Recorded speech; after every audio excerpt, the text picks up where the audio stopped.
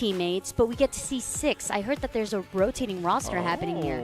Yeah. Interesting. So not only will every team be able to play multiple times today, multiple people per team will be able to play a lot today. I mean, we're going to have hundreds of people playing then.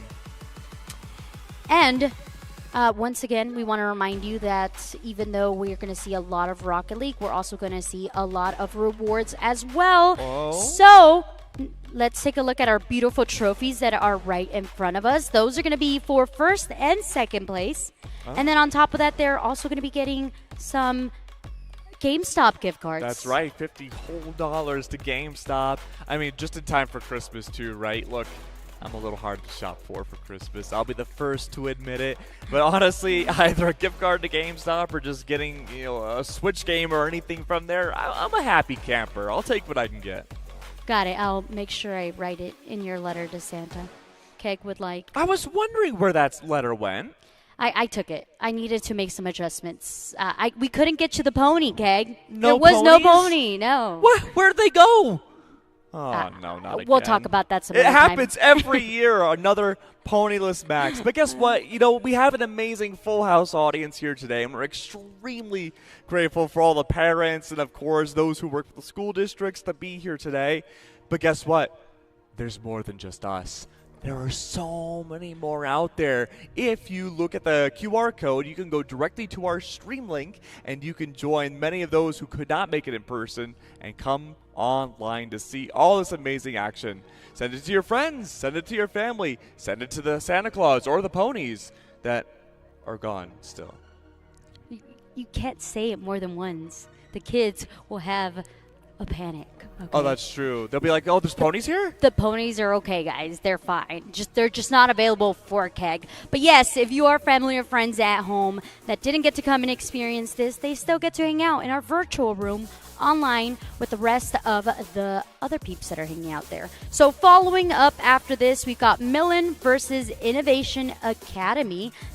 That's going to be our second teams that we'll be facing off. But I know you guys want to look at us and hang out with us some more, but we're going to take it to a short break. We'll be back shortly.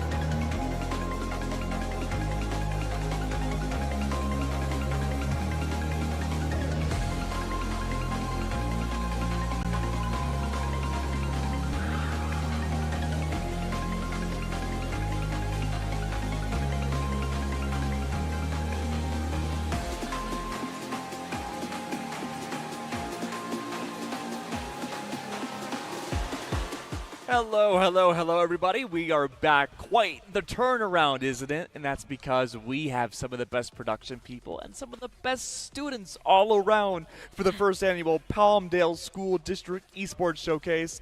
My name is Max. I'm joined by Evie. And guess what? We are already heading into game number 1 of our second series of the day. We have ourselves Millen versus Innovation Academy. And this is game number 2. Well, series number 2. Series game number 1. You're right. Oh, you're so smart. Got it. This is why we're. It's because we had esports at our schools. You're right. There you go. Whoa, wait. Innovation Academy just said, let's go. No waiting, no talking. Casters, check this out. And we are indeed. Innovation just goes from half court straight into the goalie. And in pro play Rocket League, getting a kickoff goal like that, literally 2 seconds into game starting, is unbelievably rare. I've heard before that it's almost as likely as like watching a shooting star. I think I've only seen like one shooting star in my life ever. Anyways. I mean, you've seen one shooting star, we've seen one kickoff goal. I mean, it tracks, right? There you go. That being said, though, this has been a great start early on for Innovations. Of course, now Millen, they're putting more planted into the ground at this point. It's just a matter of seeing how each team wants to play. And just like any other competitive game, whether it be football, human soccer, or any other sport, there's always different philosophies or way of playing. There's no one set defined way of achieving pure winning status in Rocket League. And right now we're seeing both teams opt to play almost entirely offensive with just one player in Innovation serving as the goalie.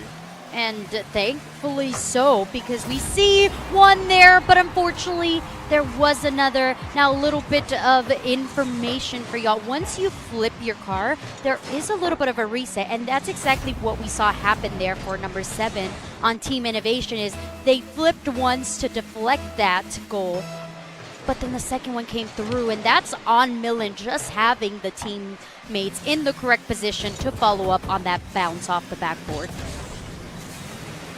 It's a good setup though early on. More complex tech coming out like the flip resets.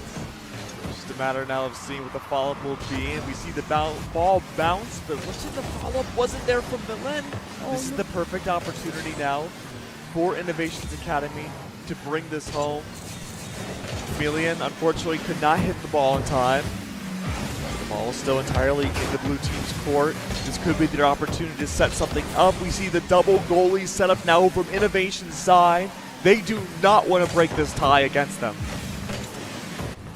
Now ball's going to go straight into the goalie, but still the boom comes through. The demolition also does as well. But the ball now in the danger zone for Innovation Academy. No one there to follow up. Actually, Liza Millen finds their second goalie there off of that just boost across the map there from Chameleon. I think this is the other player's account. Yeah. So it is Chameleon, but not Chameleon. It's a secondary Chameleon. There you go. You're always going to have more than one Chameleon. I'm pretty sure there are like lizards that can't be by themselves, right?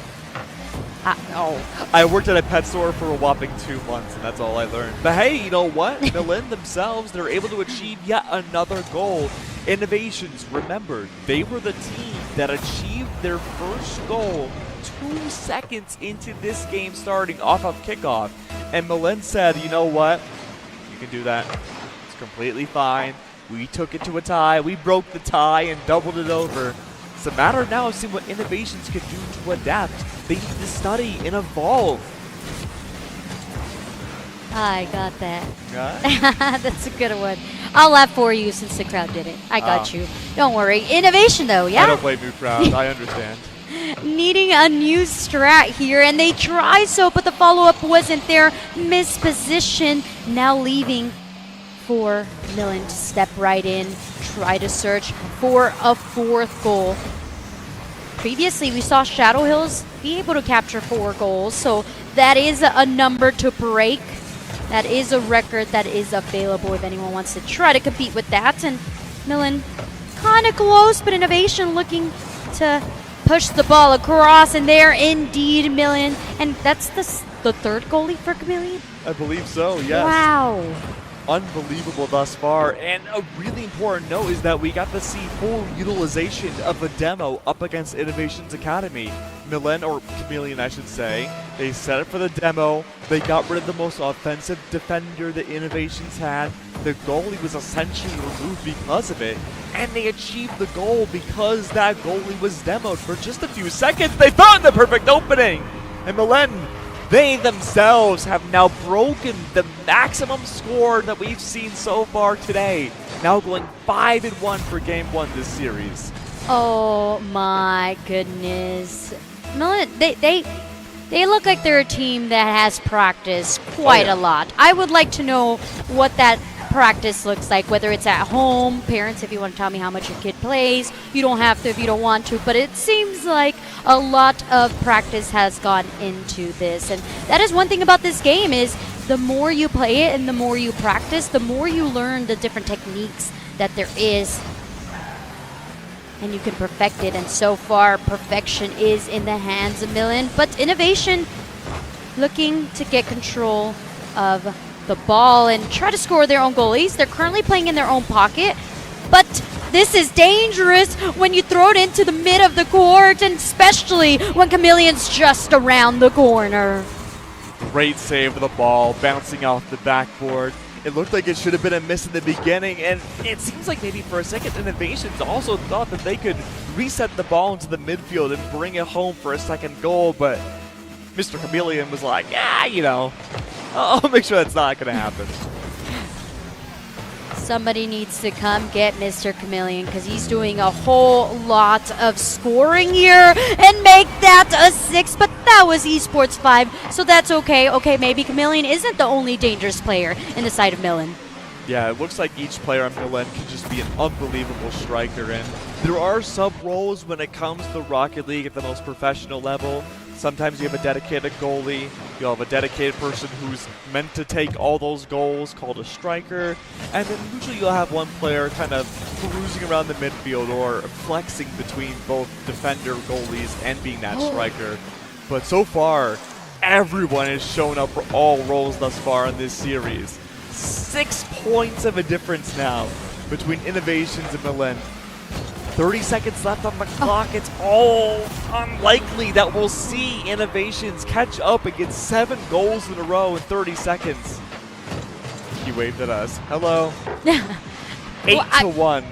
They're having a great time. I think that means that they're feeling it. Yeah. And you should. If you're Milan and you have 8 points on the board, you're like, we're a threat to everybody. You were talking about Shadow Hills. Shadow Hills has met their match, and that's going to be one of the matches to see. But Innovation still want 2 more matches to try to catch up. Maybe after the first, they were like, okay, we're just going to reset things and figure it out, and that happens. Sometimes the strat that you put forth isn't exactly the one that is going to work, and that's okay. 12 seconds left on this map. You just go GG, go next, and we'll come back for the next one. Yeah, again, in a best of 3, you can always use this first map as a as an experimental one to see exactly how your enemy team plays and what their tendencies are. And one thing I've noticed is that Milan will really strike the ball into a goal unless they achieve a demo first. And that's often why in replays you'll see Innovations Academy, they'll only have 2 players on the field when that replay hits. Great game number 1 for Milan. They have the highest point set so far today. It's just a matter of seeing whether or not they can break their own streak in game number 2. I mean, yes, that's a great way to put it. The only person that they compete is themselves, but Innovation now needs to adapt, right? You talked about them having a very aggressive first few minutes. After that first goal, they were like, okay, we've got this, we're comfortable. I feel like Milan kind of took that personal, right? And I would too. If I got scored on the first few seconds, I'd be like, oh no, there's beef that needs to get settled here. And the beef was settled, but now we need to see some form of action here from Innovation Academy to reciprocate on that. maybe keeping someone back, being the dedicated goalie like you were talking about, the different positions. You send one player back, and then you definitely send one player to look out for Chameleon as well. You know what? I agree. I completely agree. And this, again, kind of goes to show how dynamic a game like Rocket League can be. Because, to the people that aren't in the know, right? The people that aren't in this building, your average Rocket League enjoyer on a surface level, we're all in the deep know. We're all cool like that here. But, you'll just think it's just car soccer, right? You just hit the ball. There's no strategy to it. But all of us here, I'm going to let you in on a secret. There's a lot of different ways you can play Rocket League. For Innovations, they could just double down. They could get all the boost they can on the field and go for a demo right away. And I honestly think they could use that to win game 2.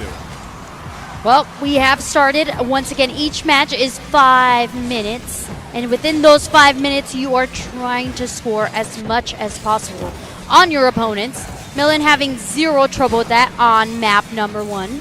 But now, this is going to be Innovation's time to rebuttal. Let's see what they've got. And so far, it's sending the ball across the court into the danger zone of Millen's court.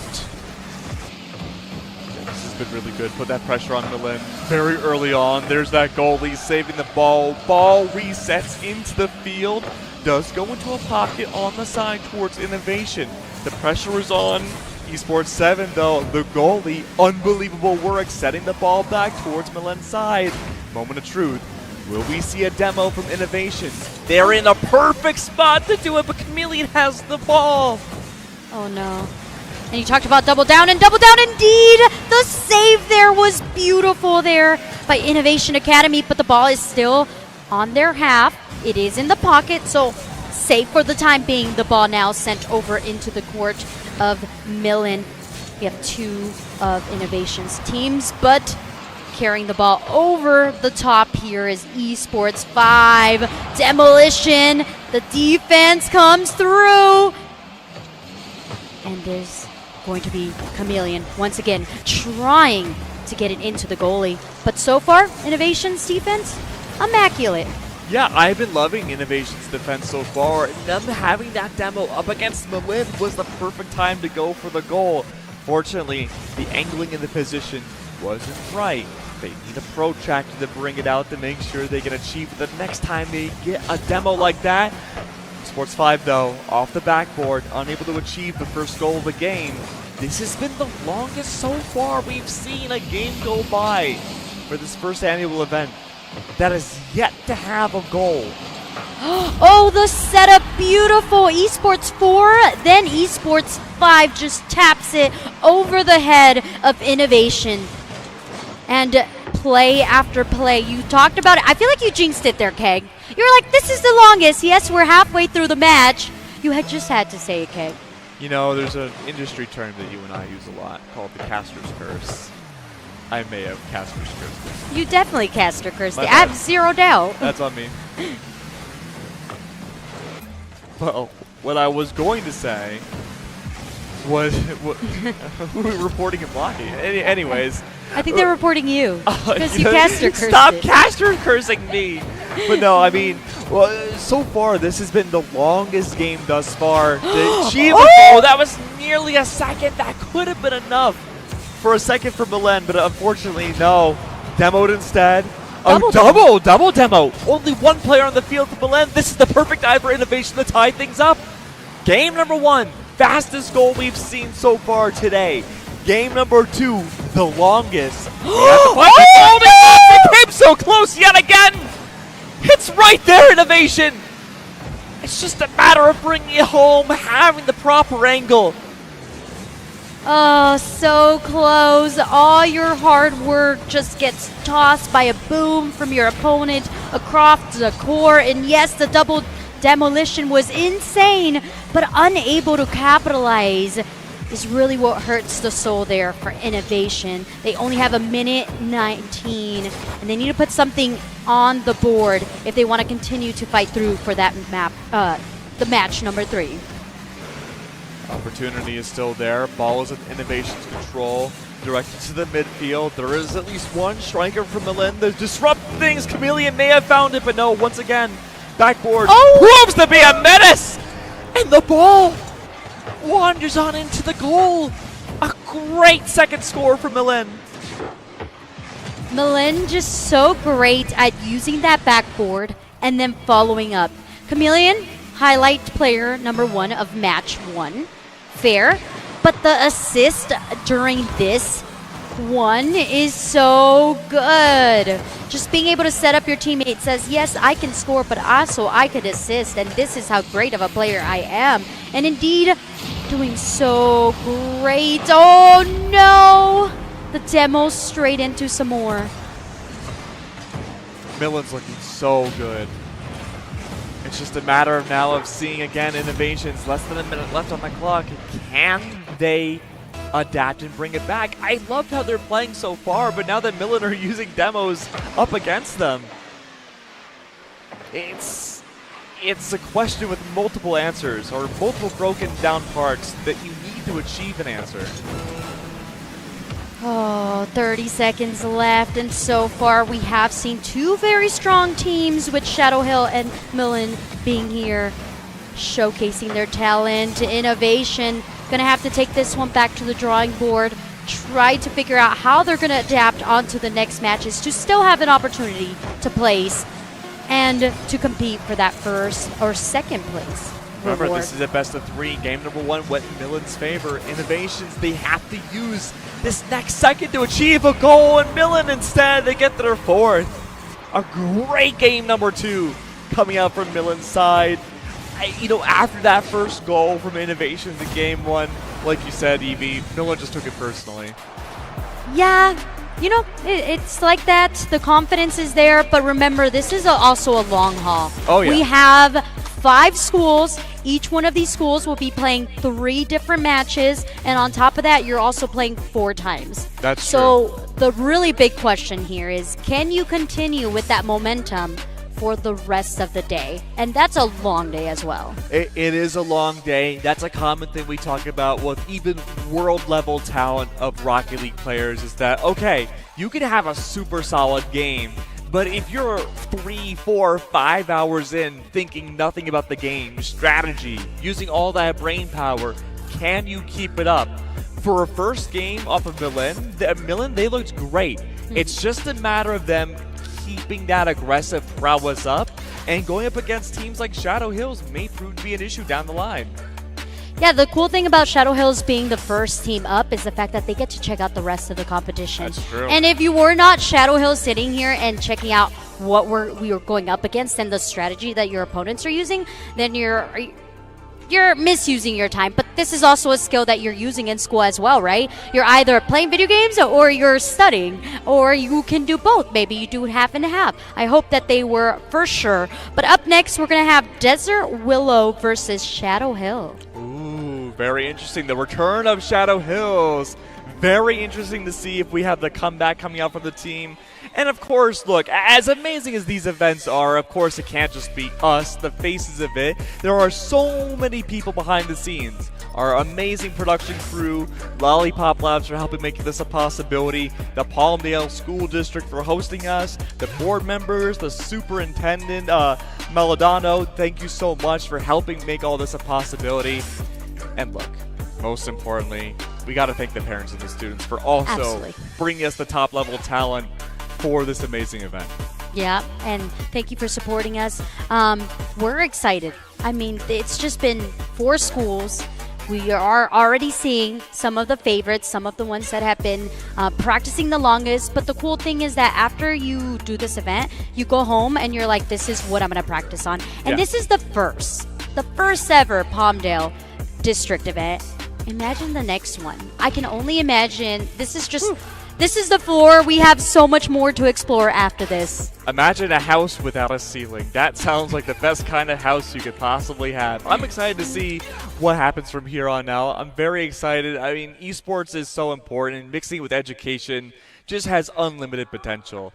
Look, I wasn't a great studier in school, but being able to learn through video games may seem like a weird concept at first, but when you're so focused on something and you want to learn every crevice of its knowledge and what you can output from it, and then you're like, what if I take that and put it towards physics. You can do so much with studying through esports. You're limitless. Yeah. Just like the video games, just like your skill. That's true. But let's talk about the next two teams. Shadow Hill.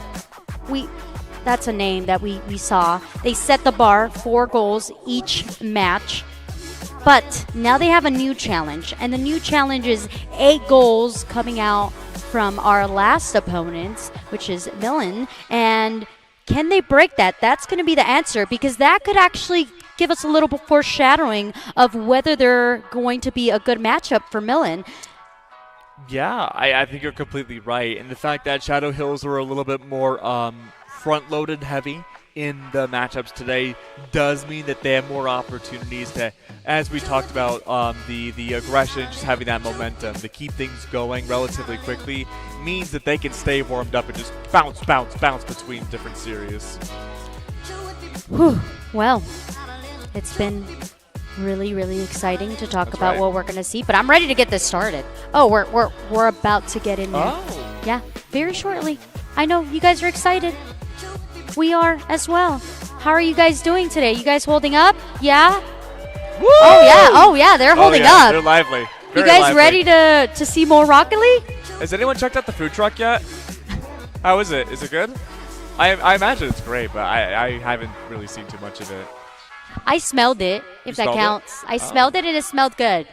That's good. That's really good. Yeah. I'm going to devour the food truck after this. But we are heading into our 3rd series of the day. Of course, it'll be game number 1. Remember what we talked about with Shadow Hills, though? They had such a good way of playing the mid-game, which means it's not quite towards Desert Willow's side. It's not quite Shadow Hills' side either, but it's how they're able to interact with the direct middle of this field and have that ball in their control to never have that pressure up against them. Very important for a competitive team to have in this game. Oh, well, early demolition already happening here, Keg. These teams are explosive. That's right, Evie. Things have been looking good so far. No goals just yet. An early demo did come through from Desert Willow's side. Unfortunately, no ball goals set off of it just yet. Off the backboard, though, pressure has definitely been set for Willow's side. Remember, Shadow Hills, they're warmed up. They're already used to being on the stage in front of a large crowd. They have this big added advantage for their 2nd series of the day. Must keep momentum, as well as keep the ball on your desired site. And indeed, so far, Shadow Hill is doing just quite that, unable to get the tap off that bounce on the ground. But don't you worry, here's our teammate for a follow-up. A great job there by Desert, rejecting that goalie. Now they need to send the back to their court. And so far, just playing here in this corner, waiting for their opponents to reposition. And one thing that I'm seeing a lot with these schools is the fact that they like to be a little bit more proactive. They like to be the ones hitting the ball. But we've said this before, you have to make sure that you have someone keeping back, staying back, to protect any ball from going across the half court. And indeed, it does happen. The rejection there from Desert Willow, sending them back. And they try to, but it was also a ping-pong battle here from Shadow Hill.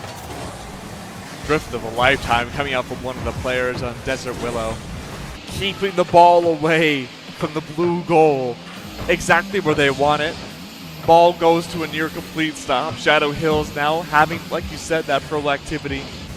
Making sure that ball cannot get anywhere nearby. I think now this might be, without jinxing it, the longest game we've had so far without a goal. Stop, Keg. Don't say it, because when you do, oh my goodness, Desert Willow rejects the caster curse and the goal as well. Fine by me. It means we have a very interesting game up ahead of us now. A very interesting series to follow that. It's just a matter of now seeing what the proper setup will be. Desert Willow. They have that aggressive control. Oh, they almost had it, but it wasn't enough. Another very narrow save from Shadow Hills. That's an open goal, but the ball doesn't hit. It misses. Yeah, no follow-up there Desert Willow now taking control of the ball, but Shadow Hill from across the map with the boost goes straight for the ball, and indeed it goes into the net. And that's the long-term issue of proactivity, right? Is that you have 3 players who are so focused on getting the ball into the goal and following up with each other, which is good, but oh what? My! Even if you're right next to the goal, you're not expecting another kickoff goal. QB Esports number 4 has had some of the best driving we've seen so far. That was a great kickoff goal, a great pivot turn coming from their car. That might be some of the best mechanical plays we've seen so far this tournament. Okay, guy, are you ready for me to break your heart? My heart is broken and mended and about to be rebroken. What's up? Actually, Shadow Hill just accidentally boosted the ball into their own goalie. It happens to the best of us. You know, Isaac Newton, I thought for a long time invented gravity. Turns out he didn't. But you cannot control what he brought into the air. But Esports number 4, they've been a really good goalie. Number 7's been doing such a great job also maintaining things from the midfield, mostly giving the calls to the rest of his team to go back towards the goal. All right, well, Shadow now needs to send it across the map, and indeed they do. They're trying to do a little bounce off, but there is Desert Eagle already ready to answer. 2 of their teammates on the defense, but it's Esports A who tries to line it up, but none of their teammates have boost, so the ball now lost into the grips of Desert Willow. And look, 45 seconds left on the clock. Oh, even off the backboard, the second strike does not connect. We could go into overtime. And overtime's a very different beast from regulation. We might not see it though, but again, the ball just narrowly misses the goal. They pass each other from the half corner. No, there's a post there. And the post does its job, sending the ball away. Now, Desert Willow needs to be proactive, needs to go for this goal if they want to make sure they don't go into overtime and upset the Shadow Hills fans. That's right. QB Esports again styling on everybody, going backwards, trying to get the ball in. 2 seconds left. We're guaranteed overtime. Now, overtime is a very different beast from regulation. We talked about it just a few seconds ago. Instead of the clock going down, it will go up forever until one team scores a single time and they will be the winner. So just one goal, and you can finish this or keep us going for as long as you want. Up to we you. Can be here all day. Yeah. But we know that Shadow Hill wants to secure this. They want to maintain their clean record of 2-0 so far. The rejection there from Esports 4, the bounce, and Esports 4 finds themselves in a 2v1, sends the ball forward, but now it's Esports 6 with the control. It's a 2-on-2 battle now. Make that 3 as 3 players of Desert Willow go on the defense. They smell danger and they want to make sure they get out of it. But they can't so far. Shadow Hill is being so proactive on continuously sending the ball forward. QB Sports number 4 has had great maneuverability in the midfield. If he can begin the challenge with these boosts, and he does collect one into a demo, that could guarantee this first game of this best of 3 could go in Desert Willow's favor. Yeah, we saw a lot of... Oh, Shadow Hill just bounces it. It's the edge of the post that does it for them. As we see this awesome replay, Esports 7 just booms it straight in. And we saw Esports 4 from Desert Willow try to reject that goalie. The timing just wasn't there. Look, timing's just about everything in a game like Rocket League. It's incredibly difficult to have everything go picture perfect in your favor. And that's what helps even out the game a lot more. You can have all the mechanical prowess in the world. You could be a literal robot playing this game, but there's only so many factors that you could control. Control definitely in the way of Shadow Hill, who now has that 3rd match underneath their belt, but their opponents just look so great. Yeah. It was about the timing. It was about the overtime. It was about just that little bit of timing left on the goalie rejection. But we're going into the second match, and they can take it. Yeah, they absolutely can. I think what we've seen so far from Desert Willow was incredibly good. I like the malleability coming out from all the players. There wasn't just one player per role. There was at different points, different players being the goalie. Some of them would be the dedicated striker. There would be different times where all three players would go towards the ball to help secure their goals. But again, just because it was a low scoreline for both teams doesn't mean necessarily like it's a bad thing, right? That shows how competitively close and how tight-knit it was to achieve those goals. Shadow Hill has met their match, or so it seems, right? Yeah, possibly. You called it, and it was this close to being a caster curse. Yeah. Where we had half of that match just go without there being a goalie. And the reason was because the defense was on point and also the aggression was there as well. Some of the teams that we have seen in the past, they are either very defensive or too aggressive where the other opponent takes advantage of that. So it's finding that middle ground, adapting and adjusting. Yeah. A lot of what you have to do in real life as well is adapt, adjust, or just come up with a whole new strat altogether. Oh, that's life for you. Oh, yeah. Giving credit where credit's due, though, Desert Willow, I really, really like the way they played because they were definitely the more aggressive team overall. Their offensive pressure was so good. They had a lot of strikes. Player number 4, I think they had a great mechanical job with their driving and having the control of their little car to push the ball in. They were achieving angles that, again, that you see from players that are like, you know, on that path to pro. The amateur scene heading up to maybe the World Championship have very similar styles of play.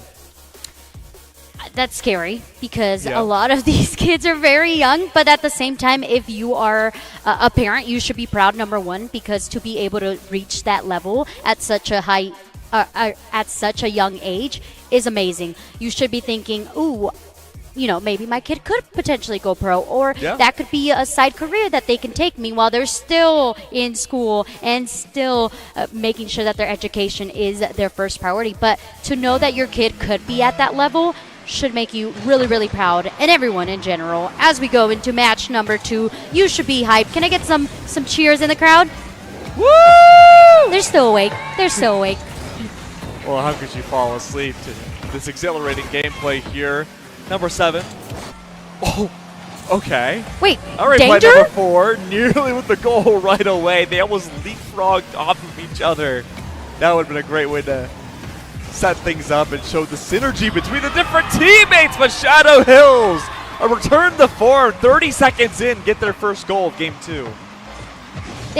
That's right. Yep. The crowd loving the fact that Shadow Hills is on it and already has a goal at 30 seconds into the match. They're matching the vibe of that first match, or the first series, I should say. And as we go into the second, they once again have control of the ball. Shadow Hill knows exactly where to be. Their positioning, immaculate. They're playing off one another.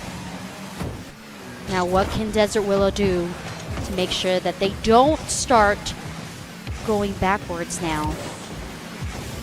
Yeah, through Shadow Hills, you could maintain how you're currently playing. But understanding, too, that last game ended 2-1, with Shadow Hills only securing the victory off of an overtime score, may promote a team like them to play purely defensive, just to maintain this singular point that they have in their favor. But they double down. They say, you know what? We're good for a second. No. And I just want to give you guys a little bit of insight into what I'm hearing here with the teams. I just heard, just go for the ball.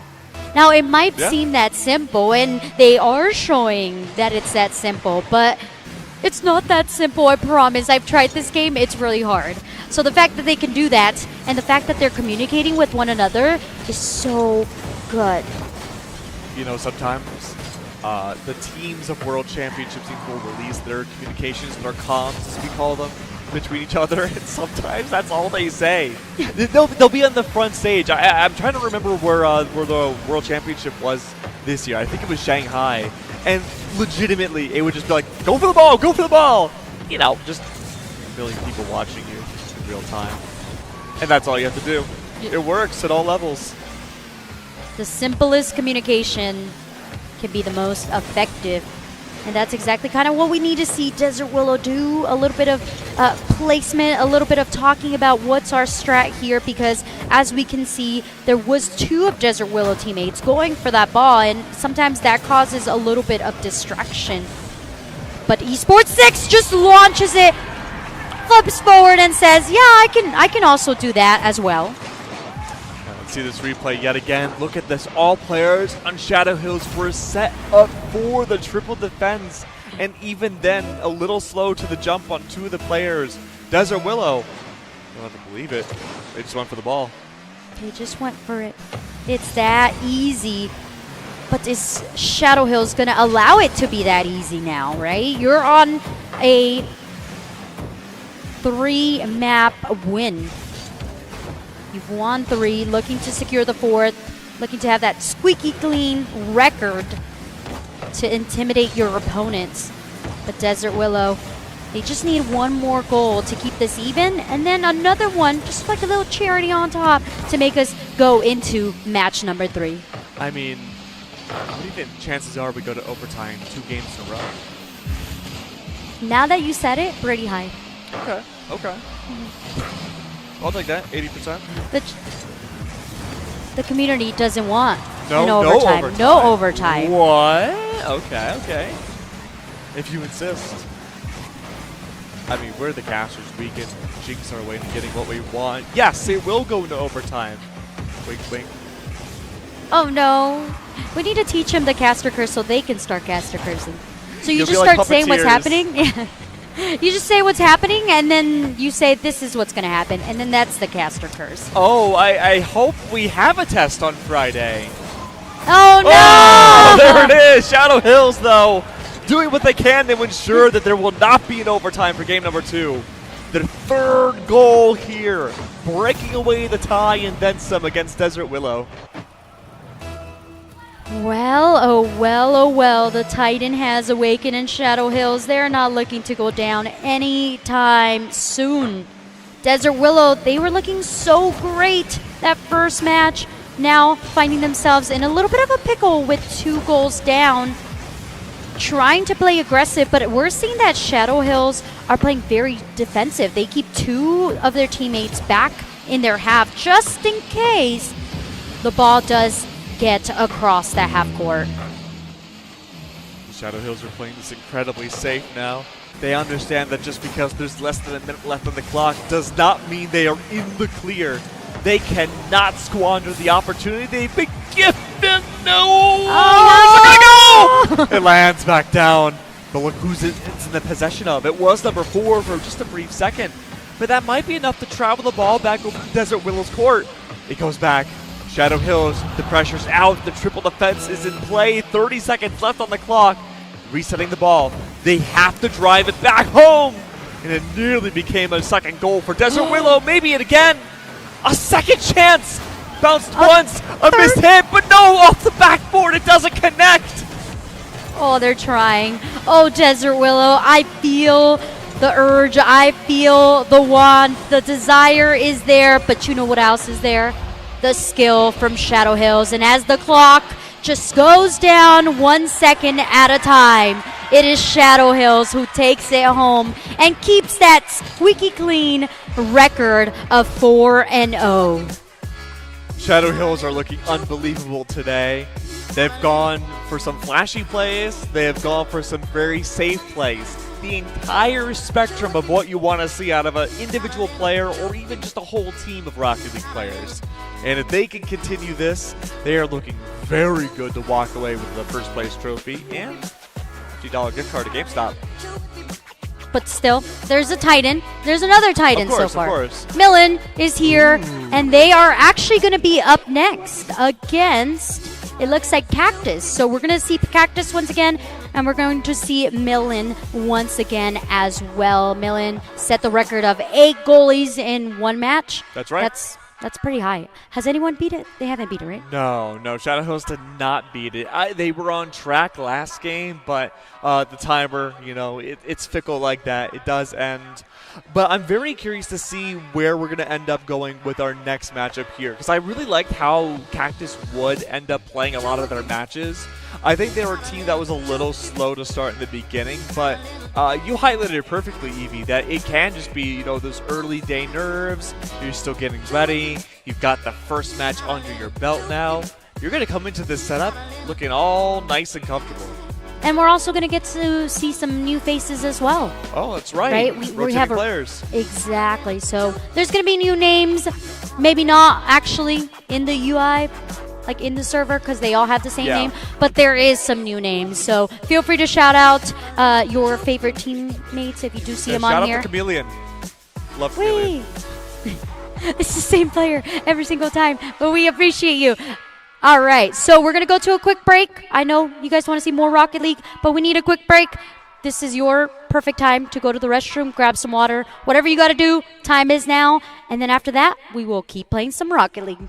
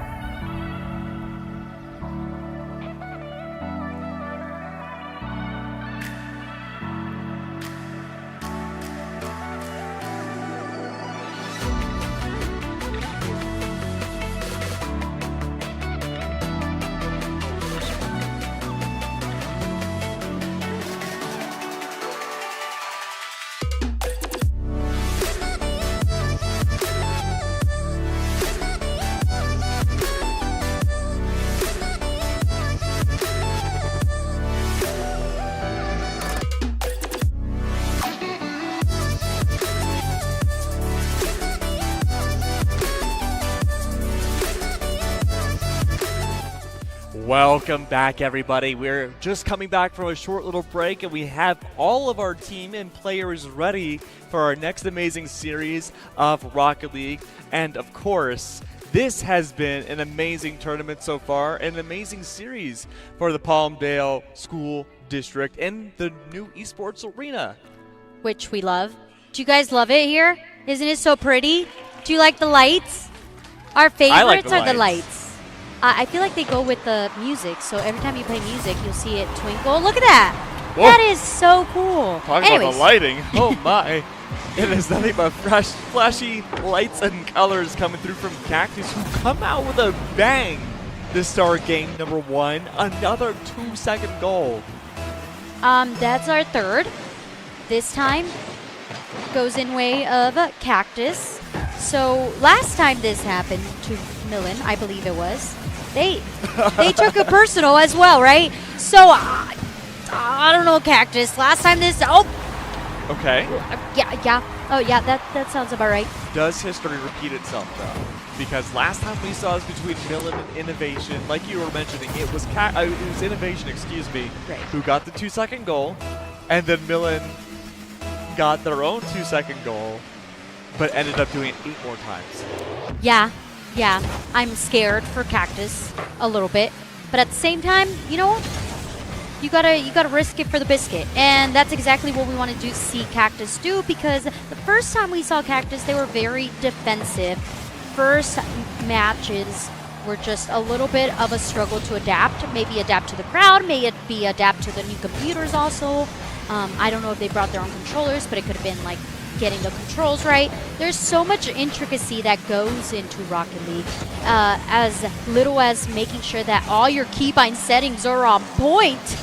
Cactus walking in the danger zone, and indeed they do fall to that. Millen gets that second goal on the board, and they're on track to repeat history. That's right, but Cactus, I'm sure, were on the sidelines watching their matchup against Innovation Tech to see exactly what Millen was doing. It's their opportunity now to bring things back and have a 2-2 tied scoreline. It'd be the first time we've seen it so far this tournament, and we nearly do. Well, actually, no, I apologize. We wouldn't have. That could have been a third goal for Millen. Cactus has been holding the line. Their defense is looking strong and solid.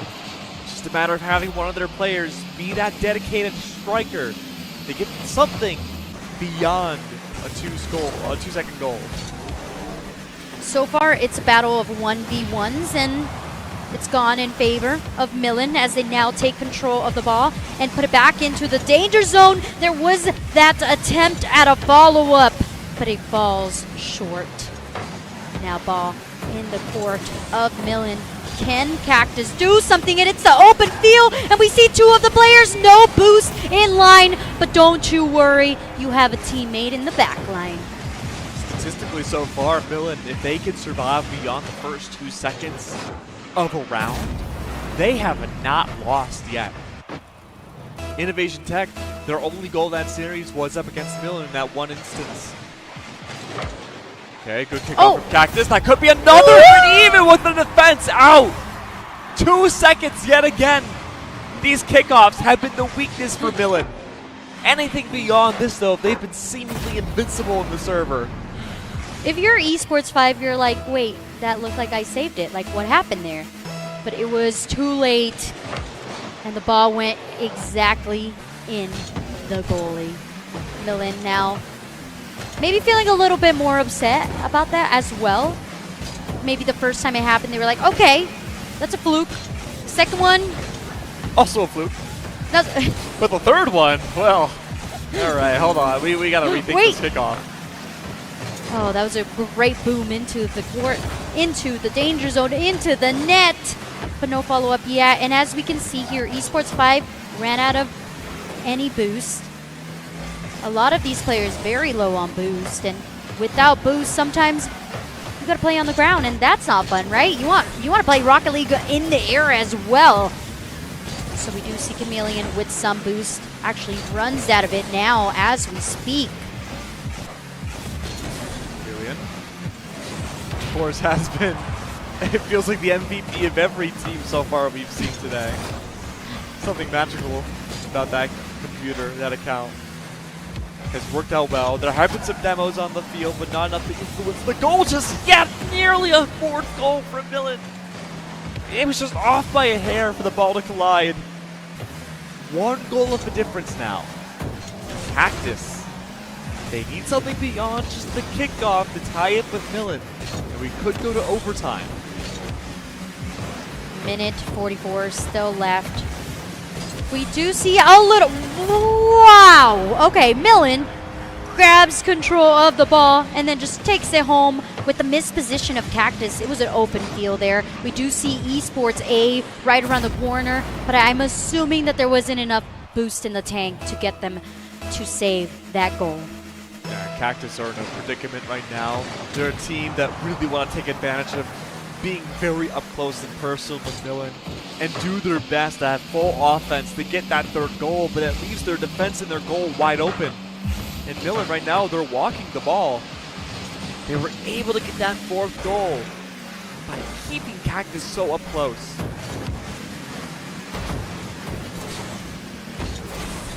Cactus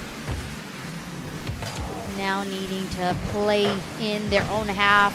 We do see that they're keeping 2 of their teammates back into safety just in case, since we are seeing how proactive Millen is. And as the time dwindles, they need to start thinking, how can we make sure that we are on the offense? They do send the the ball booming across the map here. But there's no follow-up. There's no teammates in the position to capitalize on the ball being in the court of Millen. 5. Great backflip. Break my back if I did that. Guiding the ball towards the wrong way. They don't want to go that deep in. Millen's forced to reverse course and try to guide the ball back over to Cactus Court for a 5th. 15 seconds left on the clock. The window of opportunity for Cactus to bring this to an even game is shutting rapidly. There might be time, but no, it's all but for naught. Game number 1 going in Millen's favor. Very solid yet again. And really the only thing that's been stopping Millen from having flawless games have been those kickoffs. So what you're telling me is Millen needs to just practice kickoffs from now on. Yep. Because if you just never let them get that kickoff, then you're good. You're chilling. It's like football drills. Play the goalie. 2 seconds, 2 seconds, 2 seconds. Reset the game over and over again. Just have one of your teammates go for the goal. You just block. Just have someone there. If that were a potential. Nonetheless, I do want to give kudos to Cactus because number 1, they were trying to go for those goals. And number 2, they have beautiful kickoffs. So they do. Let's see if it maintains though this time. Millen handedly having the kickoffs in their favor. Did not succeed in it being a goal just yet, but there it is! Was that 1 second into the match? It felt like it. 5 seconds in total. Not quite the 2-second kickoff goals that we've been accustomed to against Millen, but instead, what they've been able to do is that they won the kickoff very handily on a boost.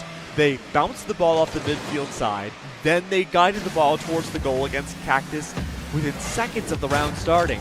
Such a great tempo starter, and honestly, a great correction to their fatal flaw of having those kickoffs be a goal against them in the first game. Yeah, talk about listening to the casters and adjusting, adapting, making new plans, and indeed their plans so far paying off. A really good block there by Cactus, who now sends the ball, hits the backboard. Is anyone home there for Cactus? And that's a no. Now it's going to be in the hands of Millen. The ball searching for someone to take control of it, and indeed it's going to end up on the hands of Cactus, trying to take it into the half of Millen. And do indeed, there was a flip, there was a bop, and indeed, Esports number 8, they managed to balance things out. This is the first goal we've seen today against Millen that has not been off of a kickoff. We'll take that as a win. But that is an eye-opener for every team watching now, because Millen has proven to be a very strong force so far this tournament. And now that seemingly a dent in the armor has been found, Cactus and every other team watching Millen, they had found this strategy to make this a much more even series. Start taking notes, Shadow Hill, because that's exactly who I'm sure Millen is looking out for, right? If I was anyone on this bracket, I'd be like, this is who is going to be our main opponent. But Cactus, they're still trying to prove that they can take it and they can actually get this map underway. I mean, 3 minutes left. That's more than enough time to do anything, especially in a game like Rocket League where it's so back and forth and so quick pace at that as well. We haven't really seen Millen in this position either, being faced with the opportunity of overtime if things don't change 3 minutes from now. The last time we were in a position like this was Shadow Hills, where they opted to play very defensive, and even through that, they denied the goal off of their enemy team. They brought the ball across the entire court, and they still got a goal without having a dedicated striker. Cactus here, I can only imagine, would opt to play more defensive, but they're choosing not to. They're in the middle of the field. They want this second goal more than anything else. And they're fighting for it. You have Esports 8 here playing goalie, as you mentioned, but now the overwhelming number of players for Millen need to reset. This allows for Cactus to move on forward, but it's just one player. I have Millen pushing forward into the ball, but they're met with the attack of Esports number 8. But with only one of the players of Cactus being on the other half, makes it that much harder to try to go for that goal. Yeah, again, time is firing away. A near goal yet again, just barely missing from Cactus side. Once again, inching closer to Millen. The fire now lit up. This could be the opportunity that we see, and it is! A fantastic goal from Cactus. And for the first time so far today, Millen now themselves are in the seat where they have to be the ones to adapt to bring this to overtime. I was so focused on watching them celebrate on the side. Like they were fist pumping, they are hyped, they are feeling, and that is the essential feeling of competing in esports and the essential feeling of being in a team as well, right? Oh yeah. This is a game that requires for you to work with one another to make this, to get the desired outcome that you want. And so far, Cactus is doing that. But Millen's still a team that we know fundamentally they have the strats, they have the technique. I'm not sure where it's not coming together right now. It seems like for the most part, a lot of Millen have been separated out, and again, no dedicated goalie. An opportunity found by Cactus, achieving another goal right down the middle. An opportunity to react simply was not there for Millen. So I think what I'm seeing here is Millen's being a little bit aggressive, too proactive, as we may say, with all of their teammates were in half court trying to get control of the ball. We even saw them get in each other's way a little bit there. So it might just be a little bit of a miscommunication error where it's like, okay, I'm going to go for the ball, you go forward and get ready for a setup. But nonetheless, this is still in the hands of Cactus. They're going to be taking us into an overtime, or excuse me, I guess overtime if we count the third match being in overtime. Oh. And with that, well, okay, maybe Millen's ready to answer here. Yeah, just doubling down, unrelenting pressure towards the goal. A great follow-up at the very end. Absolutely what you want to see if you're Millen. And that happens a lot even in the world-class level of play in any game or any sport. You'll see teams tunnel vision. Oh my. You'll see teams sometimes double down on the strategies that they've kept doing without the adaptation. And that's where the coach can come in, call that timeout and be, look, this is what we got to do differently. Reset, you're all good. Let's just keep it going. But Millen, once again, they have found their footing. 2 goals in a row within seconds. 30 seconds now left on the clock to possibly bring things to overtime, and it's looking all but likely. I was scared there. I was breathing a little bit hard there.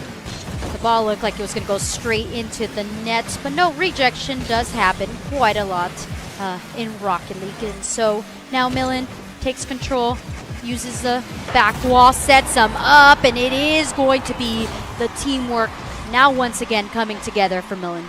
This is the real test now for the Cactus. They've maintained a lead for so long, and their defense looked great, but now Millen, they've doubled down yet again. They're finding the smallest spots to bypass the defenses of Cactus. 13 seconds left. Cactus were all set up and ready to go for Game 3. Cactus! Attempt! No! No follow-up there either. The rejection happens, and Cactus had it in their grip. They were so close to taking us to match number 3, and please don't look at me. I know I didn't cast or curse it. I did not do that. I was just speaking facts, and then the facts were not facts anymore, and now we're here, and Millen does take that and gets away with a 2-0 once again. The real secret is that caster cursing is 90% of our job. But overall, the other 10% is seeing how amazing these players have all played and performed thus far today.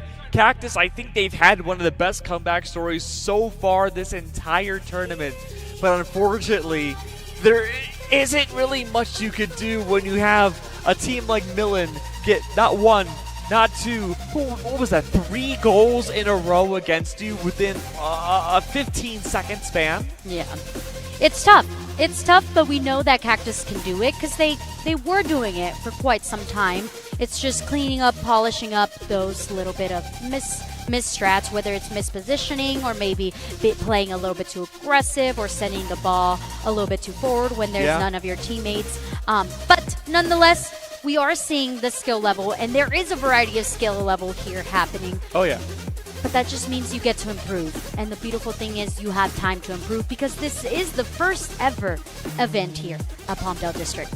Absolutely. Hopefully the first of many. And again, thank you so much, parents, for helping facilitate all these amazing students who are harnessing their growth and their ability to perform well in Rocket League and show off their true potential and what they can do, and only keep it growing from here. And of course, it wouldn't be possible without our amazing Lollipop Labs and the production teams behind it to make this all an actual possibility, to make this tournament a realistic endeavor.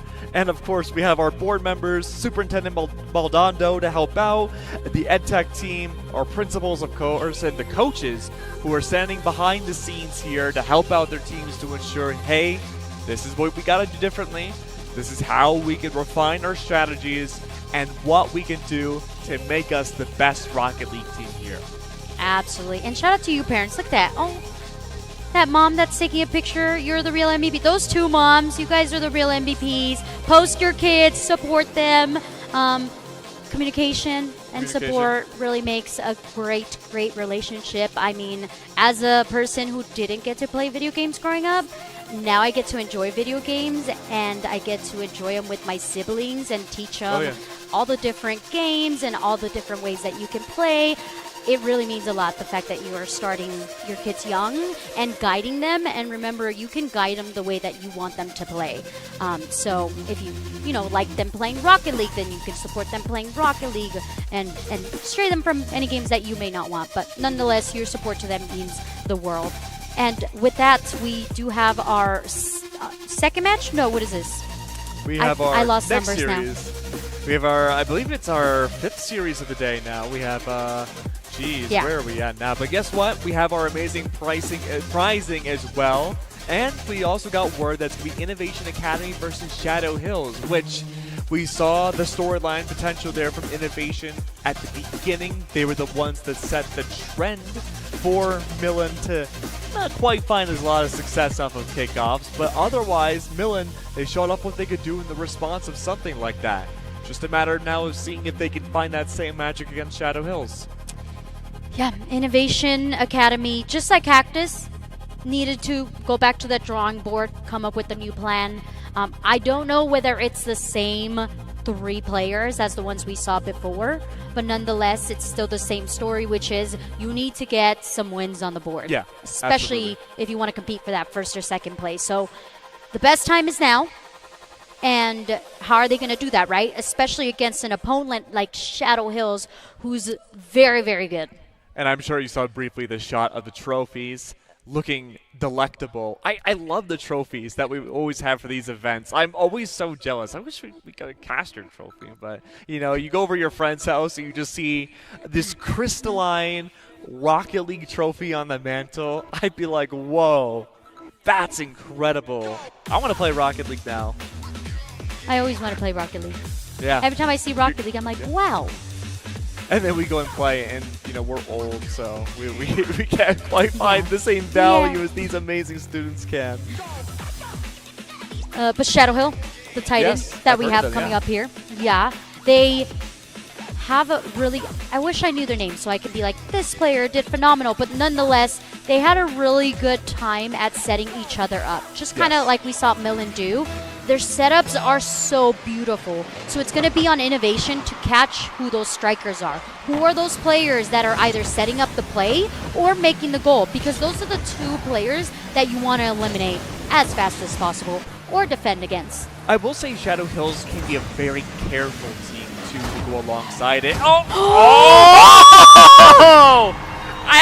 Maybe that's careful, sure, but regardless, though, what a great, amazing goal. It teeter-tottered in.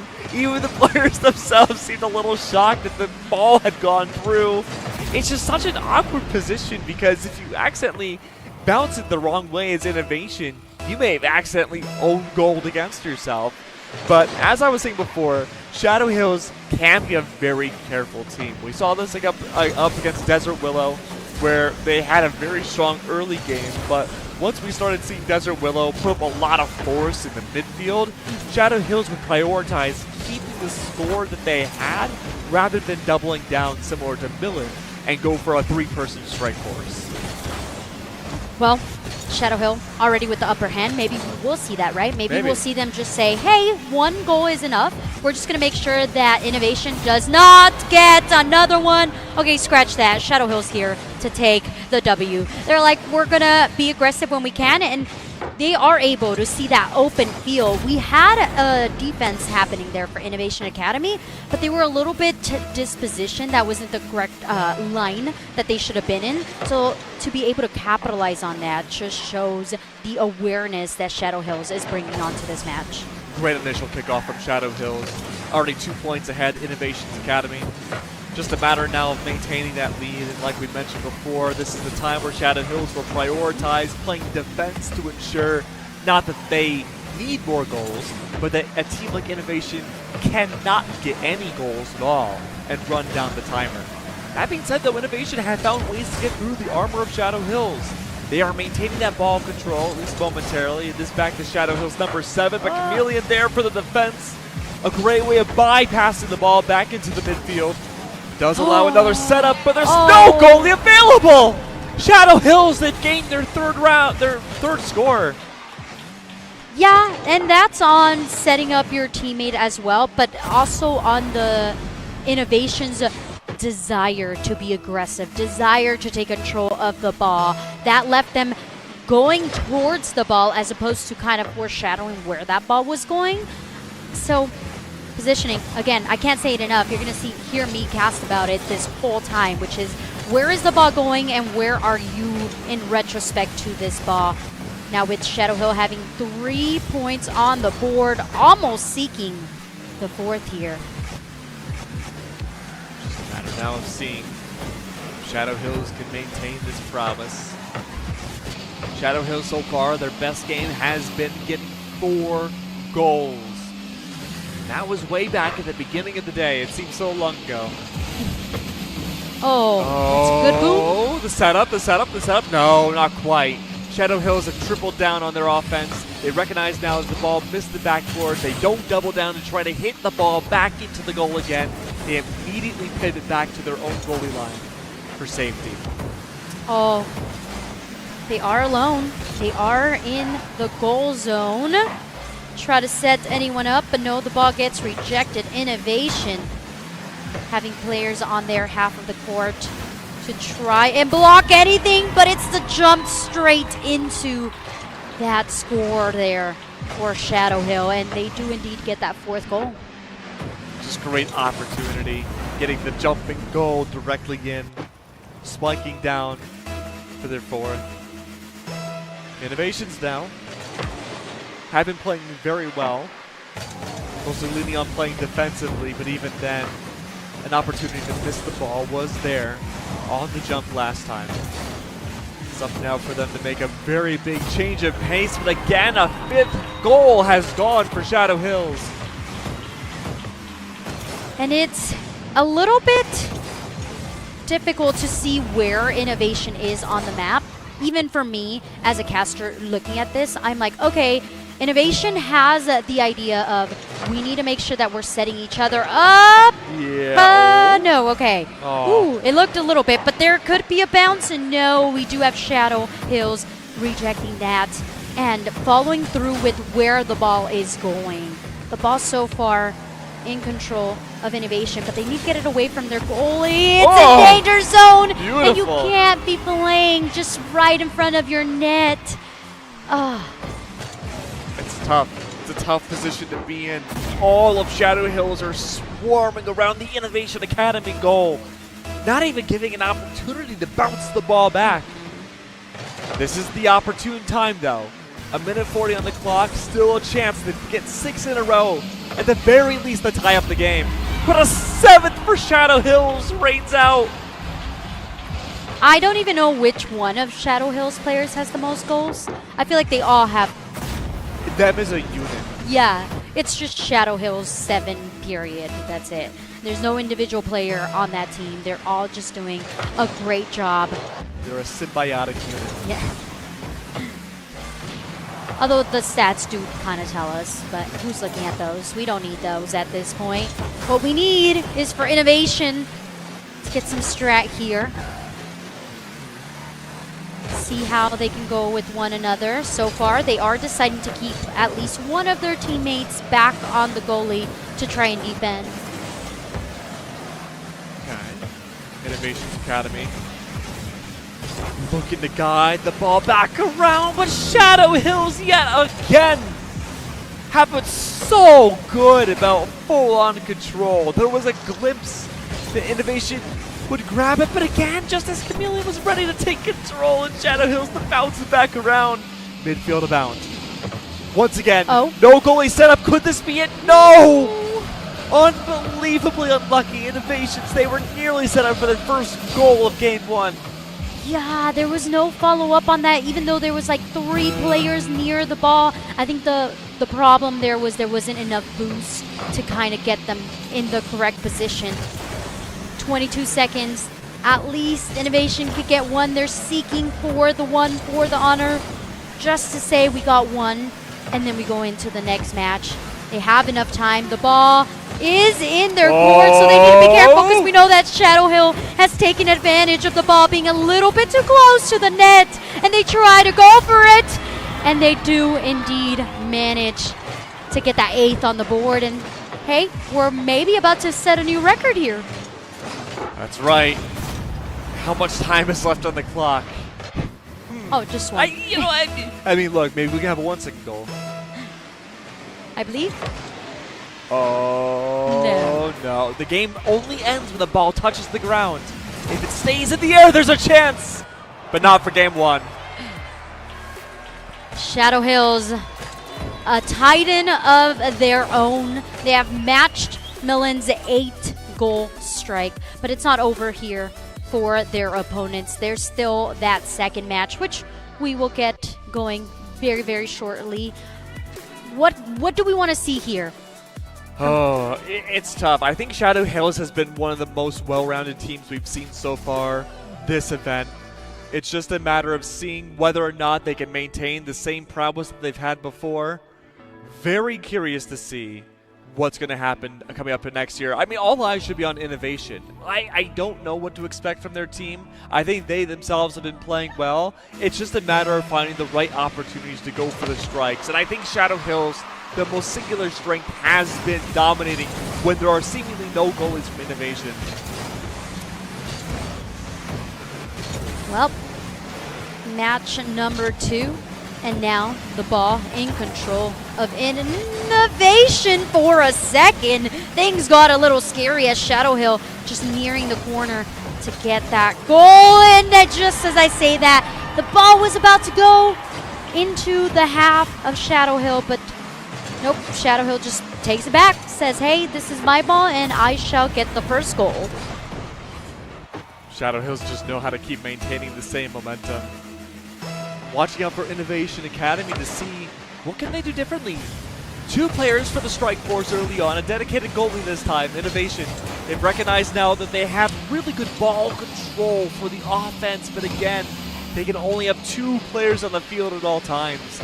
Shadow Hill's rotations have been so good that they don't need a dedicated goalie.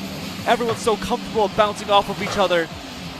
Oh, Chameleon, though, sends the ball into half court, but they're already there. Shadow Hill just predicting exactly where the ball is going. Yeah, such a great read from Shadow Hill. The fact that they lost the ball control for just a second right next to the goal from Innovation and immediately pivot back towards their own goal to make sure they can sideswipe the ball back for their control is everything for success. Now 2 of Shadow Hill teammates have the ball. Chameleon, though, doing a wonderful job defending, says, all right, guys, I'm done defending. I'm done being the goalie. I'm going to go into full action mode here. But is met with 2 of Shadow Hill's teammates. Chameleon trying to be that forward-facing prospect. It seems like there's less of a goalie now for Innovation's side. This has been a slower game for Shadow Hills. They're just looking for that right opportunity. They're not immediately going for a strike, even if it's available. They want to take their time and disposition Innovation Academy to make sure they have the easiest time gliding the ball in. And I just want to note that even though Chameleon was aggressive for that few seconds, they quickly went back into their position. And this is looking a lot better for Innovation Academy. Now taking Shadow Hill a little bit longer to set up those plays. The rejection of the ball once again. And it's because Chameleon is able to boom the ball forward into the court of Shadow Hills. But Shadow Hill now playing in the corner of Innovation. They're using the backcourt to bounce it off. Does anyone have any boost available? Nope, it's going to go into the hands of Esports 5. And don't you worry, Chameleon is there to save the day. Good save from Chameleon. Ball should be in the control from Shadow Hills. Again, a big bounce. Chameleon, can they hit it? They do. A great save. They're being so selfless by dedicating themselves just to bouncing the ball back.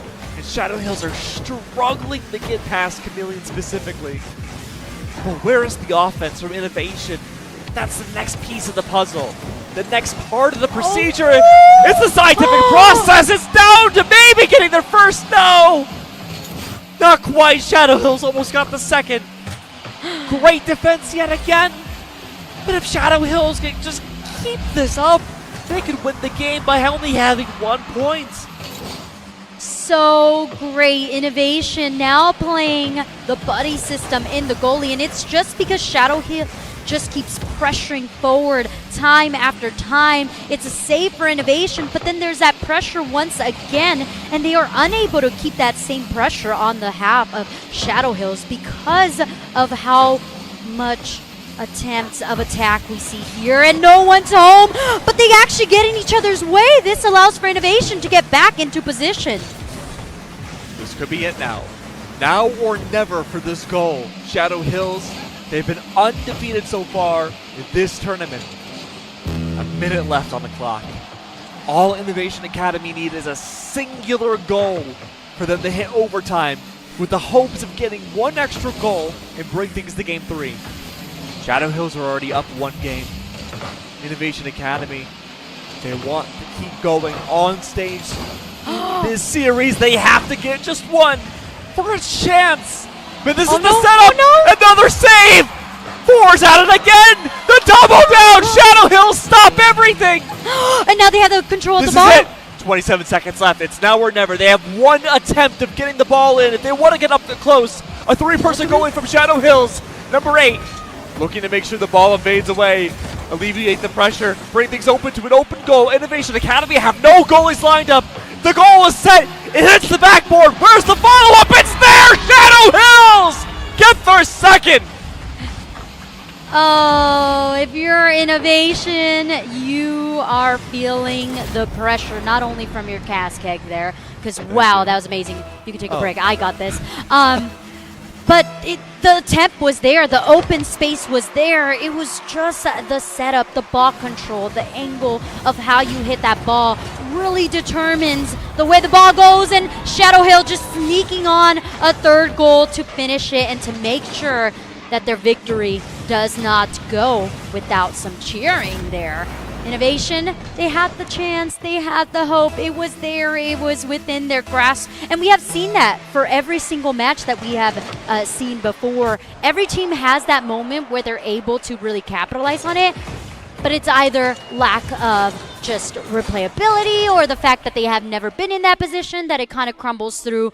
But we're not surprised. Shadow Hill, like I mentioned, a titan to keep an eye on. It took Shadow Hill 8,000 years to get that second goal. And after they did, it was, 3 seconds until they got their third. It was a slow endeavor for a while there. And Innovation, again, I really like how they began to play what we call a macro game, where you focus on the bigger picture, not just each individual player by themselves, but as a one big unit. That entire game really was for both teams to play the macro. You had Innovation, who wanted to just dive 2 of their players towards the offense at all times. 1 player dedicated to the defense. But all of Shadow Hill, they were like, look, we get it, but we can all strike the ball too, so we're not going to even have a defense. Yeah, so we're going to do an announcement, so...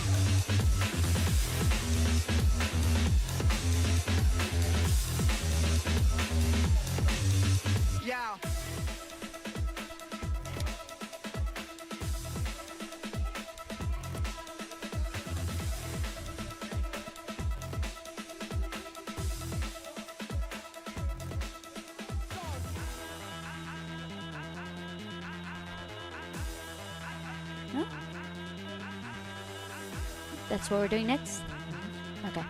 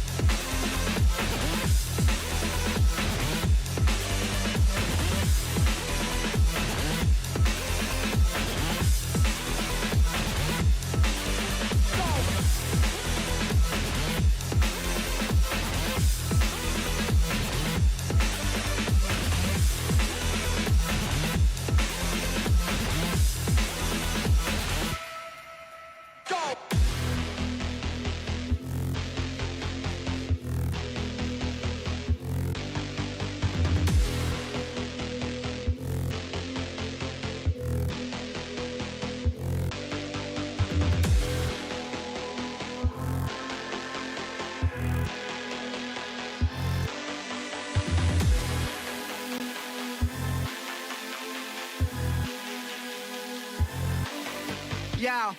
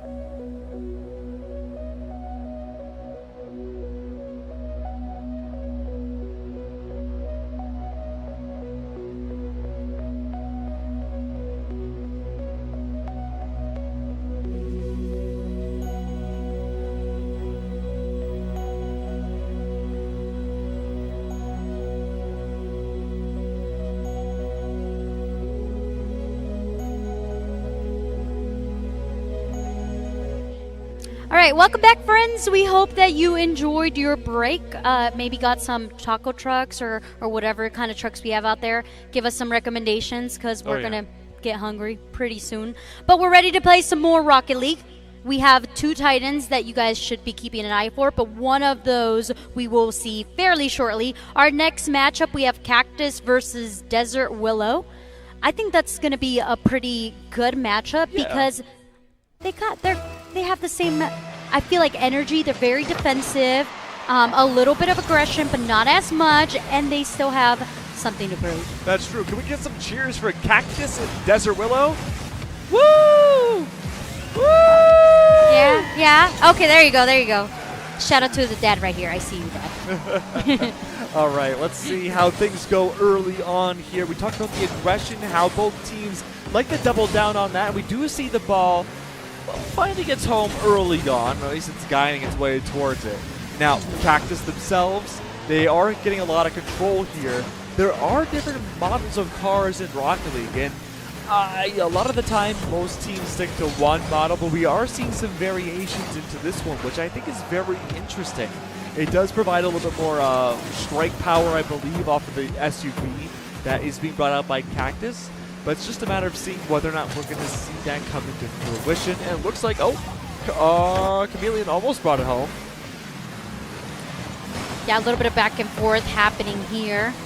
And we said that both of his teams were defensive, but we're seeing a lot of aggression here. Everybody is on one side of the core, just trying to get possession of the ball. And in favor of it so far is going to be Cactus, who manages to get their first goal under a minute. Yeah, great striking power once again from the truck. It was nearly saved by Desert Willow, but unfortunately, again, you can only control so much of physics in a game like Rocket League. Probably some of the most realistic physics you'll see really in any video game ever. You bounce the ball back the wrong way, it's most certainly going to go up against you. Desert Willow now, they are having an upwards battle. They have to get this second goal, or their first goal, to tie things up. It's an early demo, though, something we haven't mentioned in a while. We haven't seen a lot of demos outside of these 2 teams in Desert Willow. Off the hands of getting one, freed up enough space to secure their first goal. That was a really nice shot there. It was. Just a bounce off the sidewall straight into the goal. And if you're Cactus, you're like, hey, that should not have happened. So let's come back and redraw this out. They are already in danger zone, and with that, Desert Willow get the second. They took that first goal and said, all right, we learned from it, and we're going to adapt. And it was a quick one at that. There's a lot of open space happening here, a lot of opportunity for these goals to be set up, at least for the side of Cactus. Not a lot of reciprocation on the attack. And is that going to be a half-court goal? Yes, indeed. This is Rocket League? This is Rocket League, yes? This is Rocket League. Okay. Really nice shot already from Chameleon to start things off. That truck is coming in full force. Before we had that unexpected goal, Desert Willow, I wanted to back up what you were saying. They've been really taking advantage of a lot of these half-court sideline shots up against Cactus, who have been mostly focusing on the midfield for their defense. Now we get to see that correction being brought out. The ball once again for Desert Willow, geared towards the right side of the field. They're looking to find this angled hit, but no, unfortunately, doesn't quite find its fruition. Instead now, Cactus have the opportunity of overtaking the ball back. It's a matter now of seeing whether or not they can actually do it. It's stuck in a pocket, though. The ball rolls its way back. Desert Willow love the setup off the sidelines. I am seeing a lot. Whoa! Okay, just a gliding through the net there. No danger whatsoever, says Desert Willow. We got it. Everything's under control. Everyone, we can calm down. But one thing that I am not seeing here is a lot of these teams, they're using the boost, but not really collecting the boosts for the demolition. Specifically, Chameleon. The Chameleon's been at 0 for a hot minute, and sometimes when you're at 0, you go boom because another player has been focusing on that boost. So will that become a danger there for Cactus?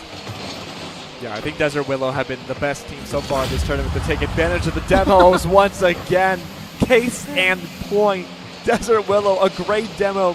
Gets rid of one player on the field for just a few seconds, but that was nearly enough time for Desert Willow to use their 3 versus 2 advantage to get the goal. But unfortunately, Cactus spawned in just the perfect time to delay the shot. Make sure yet again, another demo. Desert Willow are using every tactic they can to try to break this tie.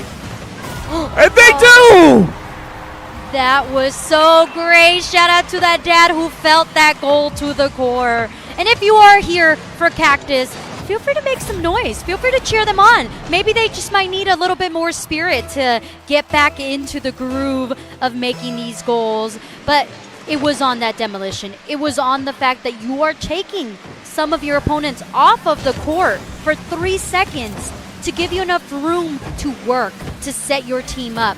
And that's something that we need to see Cactus practice or put into effect if they want to make it work. Beautiful work. No demos necessary. Desert Willow brought the ball around.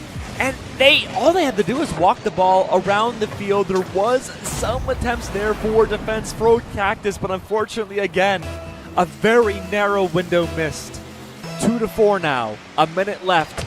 Desert Willow are finding their groove of taking the big field advantages. In Cactus, they've been playing goalie quite a bit.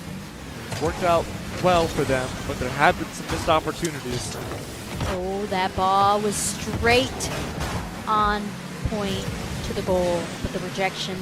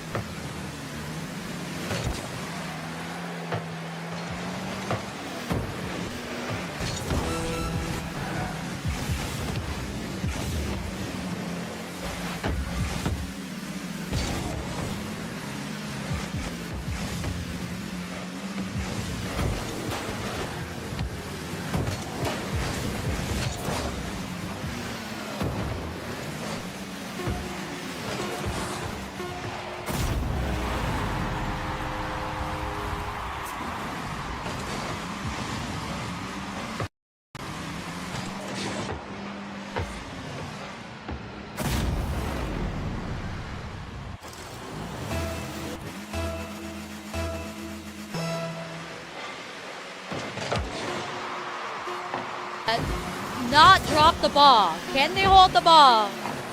Oh. What? Desert Willow, do they win game number 1? They do! By a hair!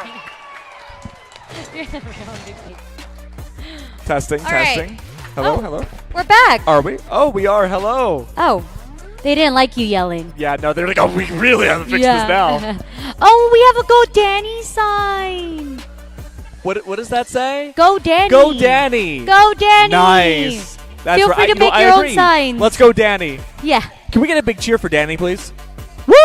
Danny! Where's Danny? Raise your hand if you're Danny. Go, Danny. Yeah, Danny! All right, well. Also, big hand to our production team for getting our microphones back. We don't have to destroy our vocal cords. Yeah. Not yet. That's towards the end of the day. We still have like a few more matches, so I need you here. Oh, you do need? Oh, geez. Yeah. I can't do this on my own. What? Now you tell me. Oh, jeez. That's okay. We have plenty more matches to come, though. That was a great game, number 1. We laid down the foundation. The demos, specifically for Desert Willow, proved to be such an important factor over Cactus. Yeah. Most of the goals were based off of the fact that they eliminated one of the opponents, and then all of a sudden the map was a little bit more open.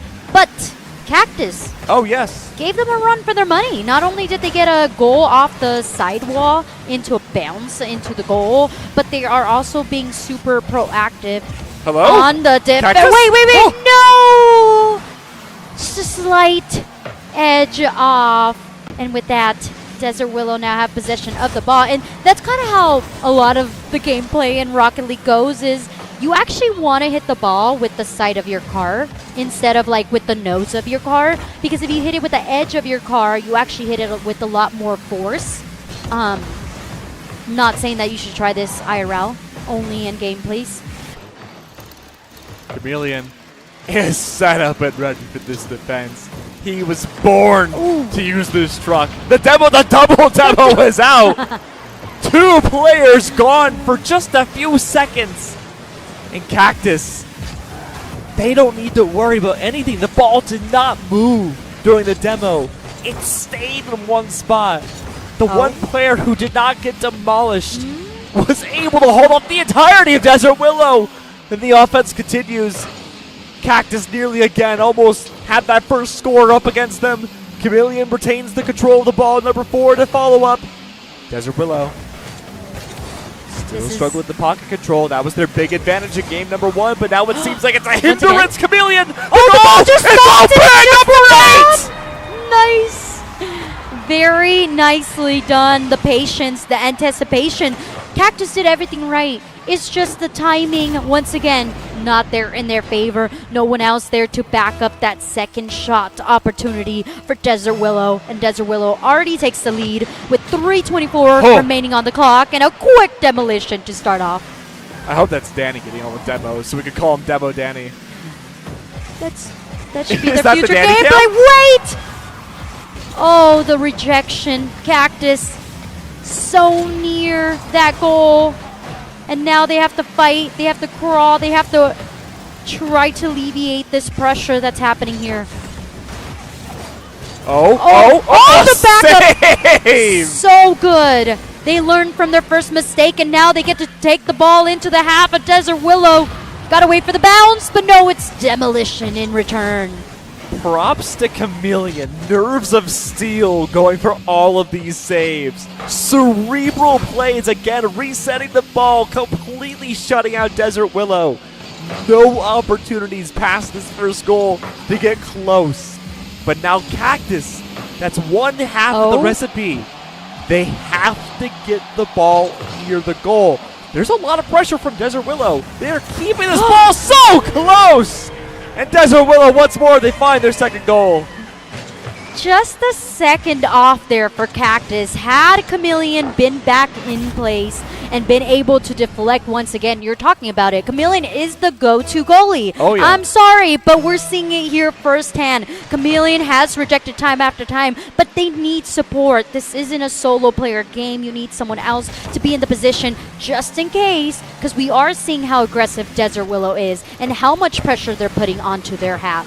And once again, they do it again, just above Chameleon's head. Really, the advantages for Cactus need to start off on kickoff. They have to have full control of the ball. One thing that we've seen from both these teams is that they're more willing than other schools that we've seen thus far today to give up their control of the ball, especially when it lands in these small pocket corners. If Cactus could recognize that, start utilizing demos more, they themselves will be golden for the rest of the day. As the day has progressed, Keg, the communication and the hype in these teams have grown. It's fiery. They feel comfortable. They're more in, they feel like they're at home, right? Like sometimes you're so zoned into the game, you don't even realize that there's a crowd here. You don't even realize that you're playing not in your room with your shoes off. If you don't play with your shoes off at home, I judge Sometimes you. I say crisscross applesauce. I'm not going to lie. Best way to game. Confirmed. And then your leg falls asleep, and you're like, oh, I can't do this as much anymore. Point is, comfortability at its finest here for Desert Eagle as they are in the lead with 3 goals in their pockets. Cactus need to come up with something, need to aggress. They've been close. I mean, we have seen them get so close. They just need to make sure that maybe they work those demolitions in, give themselves that opportunity of having a player up. Less than a minute left on the clock. Now in Desert Willow are in a very comfortable spot to take game number 2. Cactus, they have the ball control much more than they have in other games today, and that's a good start. A great save yet again. Ball needs to go back in their control, but the immediate strike from Desert Willow did not connect, and the other 2 Desert players are there for the follow-up, the relay again, the pressure to be brought down. I like that malleability from Desert Willow.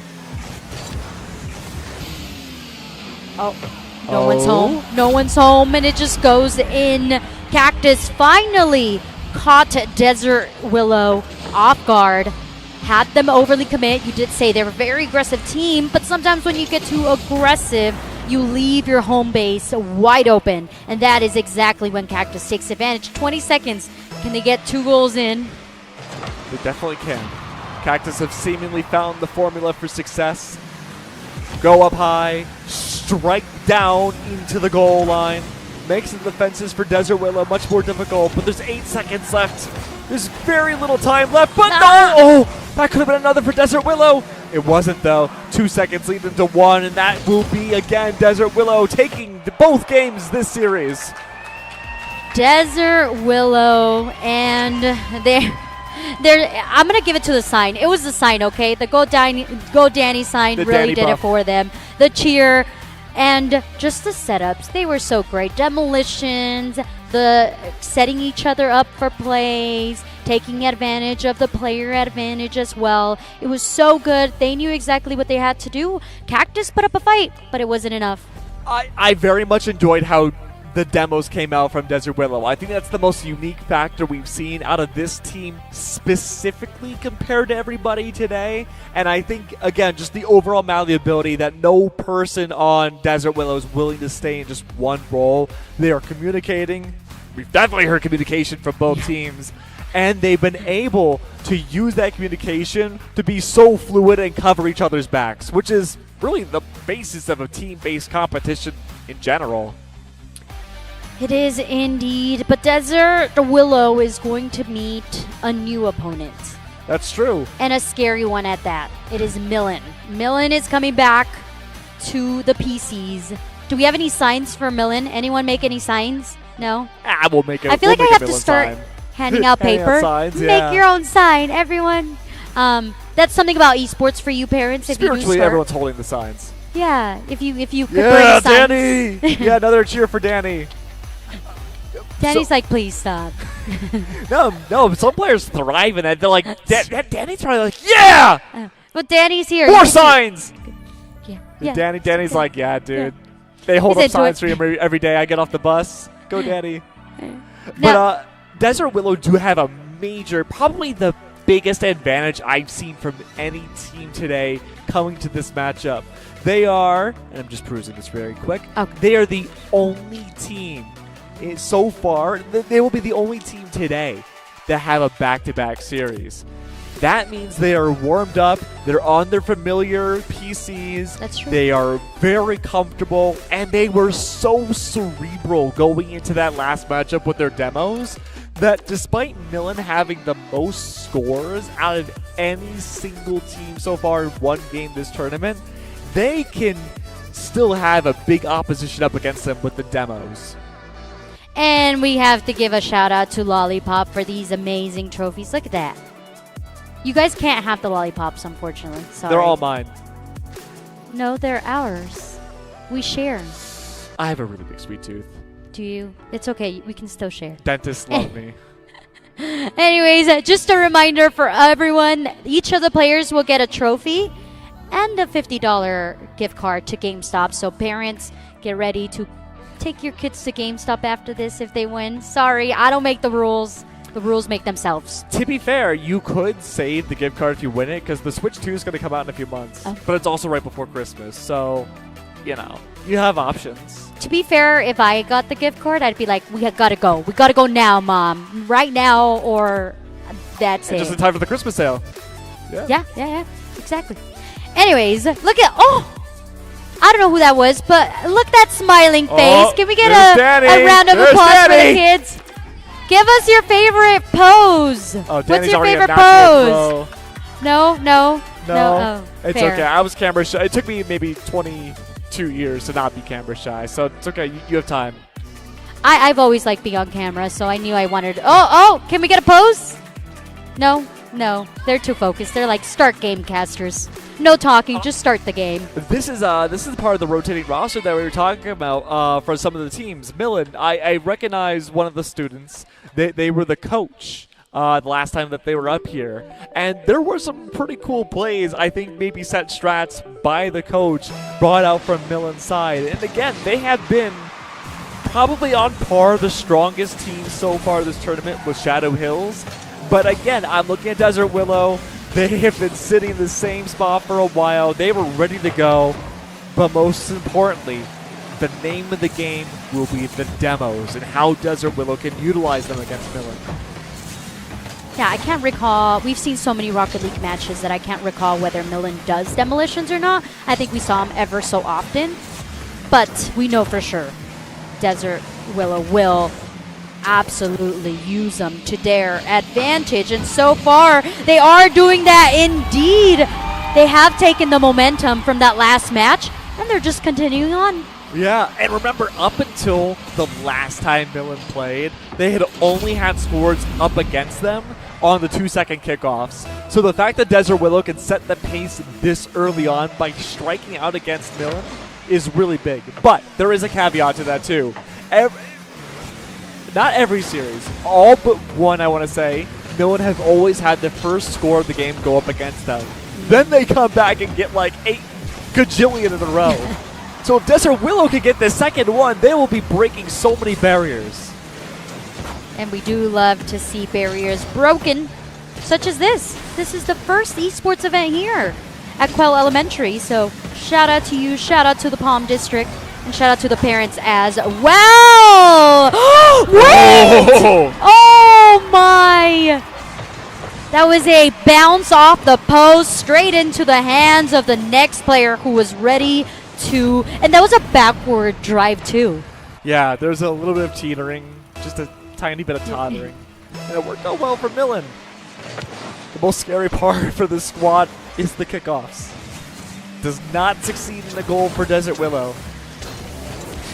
A very good sign of things to come. Of course, now Millen, they themselves have been very valuable in their play style. Each player will take on different roles within seconds. Ooh, call-outs on point. Got one, but then booms across the court. Millen finding a position. Gets a bounce. Tries to set up their teammate. But the bounce falls a little bit over their head. They're trying to set it up again. Send it back into the court, but it's Desert Willow who just sends it across. Answering back, the follow-up. The backboard gets hit, but there's no one else. The boost too slow. And now Millen finds themselves holding on to the ball. 2 minutes and 53 seconds left on the clock now. It's a tied game. So far, the ball has not really been convincingly in anyone's control. It has bounced back and forth so far, now pressuring towards Willow's goal. All three players playing goalie, waiting for the jump shot when need be, and there it is, a tiny one! But the follow-up for number 4 did not connect, just like how they scored their very first time so far this series not too long ago. Not a lot of demolitions here, Max. No. Just a few, not even, I don't think I've seen any, but also the lack of boost control has been a problem as well. We saw that Millen was trying to get that goal, but because they had no boost in them, it was very hard to hit the ball, obviously at a harder angle.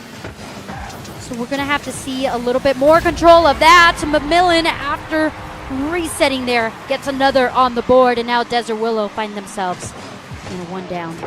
This consistent energy that Millen's been able to push up against Willow has made it almost impossible to gather the boost, like you said, Evie. There just hasn't been time. You have to worry about 3 versus 3 players right up against your goal line. And if one player splinters off to try to get enough boost for the chance of a demolition, well, that's one in reverse. That's not what Desert Willow wants. Then you have to worry about having a big disadvantage into these most pivotal moments. Another one. Millen have also been utilizing these demos so well against Desert Willow. They have full map control. And that is such a hard thing to recover from until you reset the ball with another kickoff.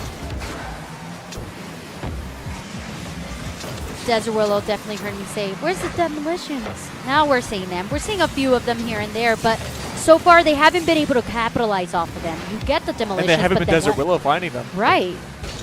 So now Millen just needs to hang out here, hold the ball for a minute, And they will be able to take this map number 1 and disappoint Desert Willow, but is that going to be the case? Yes, with an aerial across the map here.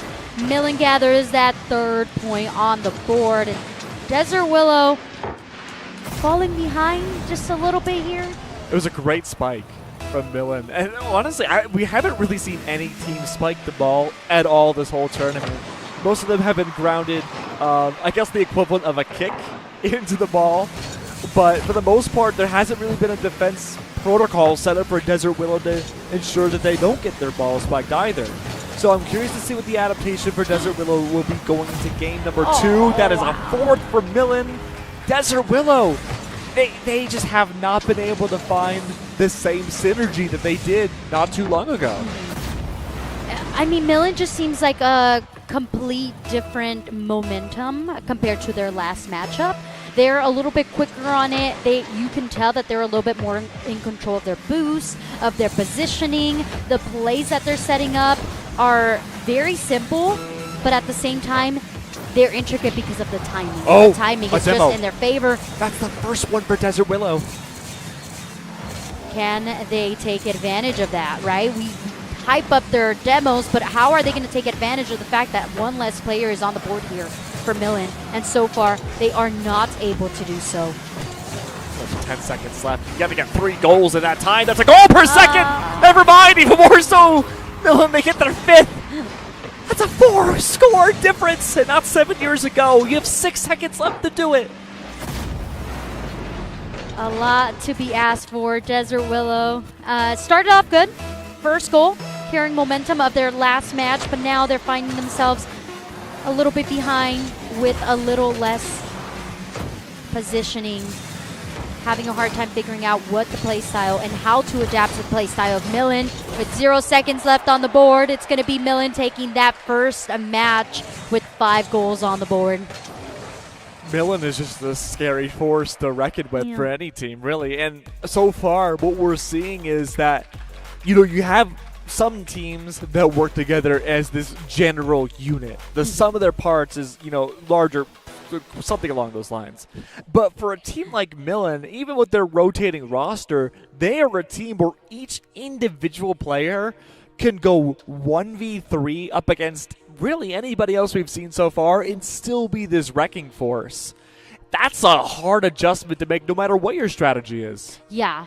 I think also the fact that we were not seeing the control of boost there for Desert Willow was what really was giving them a hard time because of the momentum that Millen set forth. And again, momentum set forth by Millen. They are setting the pace for the rest of the match. Desert Willow needs to catch up somehow, some way. If you're not going to really be able to go for the boost, you got to use less boots and reposition yourself to a better advantage. I do want to mention, though, we are seeing on the field a lot of Millen's players prioritizing stealing the boost away from Desert. Even if they don't use it, it's denying the opportunity for Desert Willow to even have a chance to get enough boost to go for a demo. A second for Millen. Unbelievable. I agree. Locking in is a strategy that you should definitely attempt to do now. For all of you guys who don't know what locking in means, it means you just focus. Yeah, it's like the most common esports saying. You just gotta lock in. Have your anime moment. Million. A great start off. Boost already applied. Millen. They're guiding the ball around the spike. They had worked so well in game number 1. They're applying this yet again. They're trying to set the ball up so high into the air. And Desert Willow are remaining on the ground, waiting to jump up and deny the ball to regain its control back towards them. That opportunity has not arose yet for game 2. 4 minutes left now, Evie. Oh, close denial. Yes, indeed. Though they do manage to get control of the ball, but the demolition now comes on through Desert Willow. Have control of the ball. They spike it in. They try, they attempt, but no, the rejection is there. At this point, again, Desert Willow It's far easier said than done to change up the whole strat, but no! Is it? You just walked the ball in! Millen possibly tunnel visioned a little too much. They were so focused on being on the other side of the court that not a single player really from either side was on Millen's goal. An unexpected one for Desert Willow. Sometimes you just gotta send it. It just and worked. To be fair, they locked in? Yeah. To be fair, that was a 1v1, and with that 1v1, they both just launched it forward. Desert now has hopes, now has dreams, now has the potential to tie this up. They just simply gotta lock in. You lock in, and you can make it happen. Same shot again, though, from Millen. They haven't switched it up. They're trying to guide the ball in by spiking it in from the aerial side. Unfortunately, though, it didn't work. A very small save, though. Desert Willow, this is their chance to bring it back. All of Millen were on the other side of the court, and there's no goalies available, and ties up 2-2.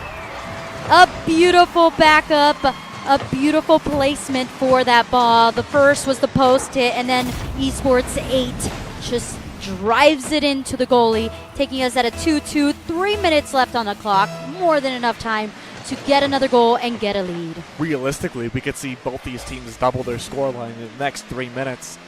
Both teams have well documented their strats about how they want to approach this matchup. All Desert Willow has to do is wait for Millen to, frankly, for lack of a better term, overheat towards the Willow goal line and then just walk the ball into their own goal. This would be the opportunity to do it. All of Millen towards the orange goal. No one's protecting the blue one. Oh, but there is one. A shark far, far away, waiting in the waters to strike against this ball to send it back to Willow's court. They're all very low, except one on the booze, so it's going to have to be Millen fighting for this ball, getting it away from their quarter half here. Desert Willow have not gotten a goal yet. With Millen having a goalie present, they need to wait for that side to be completely empty for a guaranteed chance to break this tie. Oh, they send it back to their core, and this is dangerous. I mean, we've saw it a lot with Shadow Hill. When you play in your own corner, even though you're technically safe, it's only a matter of seconds before your opponent realigns that ball and puts it to the perfect angle. That's exactly what Desert Willow is trying to do right now. Off these rebounds, Millen, they send that ball high into the air and try to spike it down. It's hard to block. It may be open. All the goalies, they weren't there, and if only the ball had a little bit more velocity, that could have been a third for Millen. But this strategy hasn't worked for minutes now on Millen's side. They'll be the ones to change things up going into this next point. Ball in no one's hand just quite yet. Now meeting it face to face. Rejected and sent across the field here. Wow, the support is there. It's 1 minute remaining. Millen had the shot once upon a time. It's rejected. Desert Willow now looking for their own shot, their own attempt to get a point here. Demo. And we hear the crowd. The crowd is cheering. The crowd wants another goal. But who do you want to score this goal? 38 seconds left, and the ball is in nobody's hands. Another demo was out. Desert Willow found their footing again. This is their opportunity to shine. Deny the ball. Bring it home. Send it across the map, and they do indeed. They're getting it half court. Millen looking to take control of it, but it's Desert Willow who does manage to keep it for the time being. Zero post and line it across.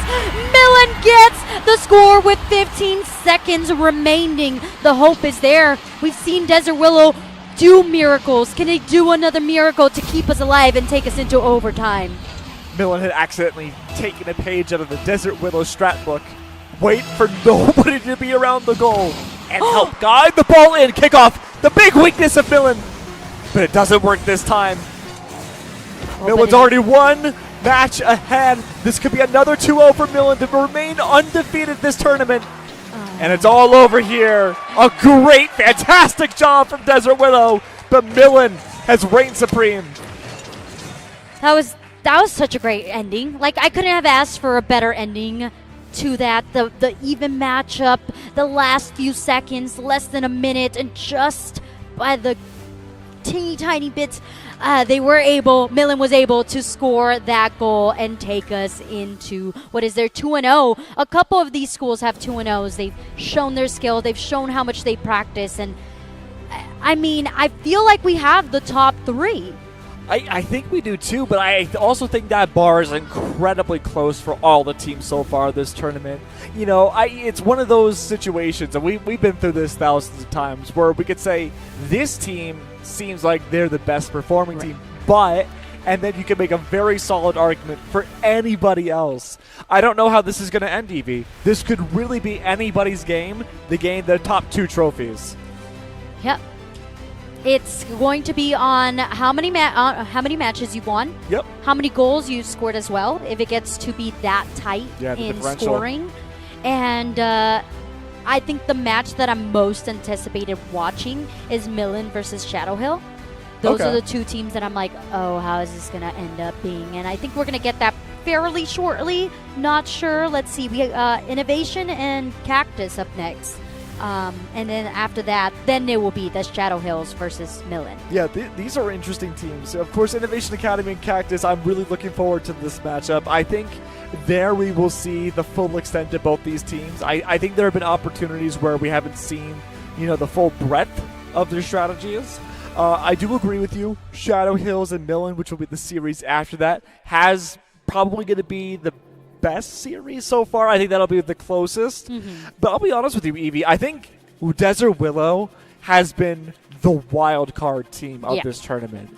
I don't know what to expect from them anytime they come up on the stage. I think we've seen some really big highs and some kind of not so highs, right? But I think, honestly, even with them being the last matchup of the day against Innovation Academy, I think even then they'll still show some new things that we haven't seen before. I just need one of the teams to score 10 goals. 10 Is that possible? I don't know. But remind me, Evie, how many has one team gotten already at most? It was Millen, and they got 9. 9. Yes. Wow. So we're only 1 goal off from a team getting 10. Yeah. Huh. Do you think it's possible? I don't know. Will it be Millen? Wait, what? Will it be Millen that could do it? It's either got to be Shadow Hill, Millen, or even Desert Willow, I think, could potentially do that. Hey, I will even give it to Cactus. I even think Cactus really, could do it could be any of these teams. Yeah. We this is such a... I'm trying to think of the right word. Like, the entry level for Rocket League... No, the accessibility, I think, is a better word for it, is at a point where, realistically, any of these teams could achieve 10. Yep. Yes, indeed. And we're not going to waste any time. We're going straight into it. Just a reminder, Innovation Academy versus Cactus here. Innovation looking to secure, or actually defend, while Cactus just goes in there, gets a goal under. That was actually within 9 seconds of the match being started. So these teams don't waste time. A very, very solid start. Innovation, though, they're the team I'm looking forward to seeing the most here. I want to see what the game plan is going into this matchup. Millen was very good at defining what their goals were and what their priorities wanted to be in a matchup. Same with Desert Willow. Shadow Hill, they kind of just go with the flow. But these two teams, it could also be just about anything. Very reactive. And that's not a bad thing. Being reactive is good because it forces a more proactive team to keep adapting and keep trying new things. And there's really only so much you can do.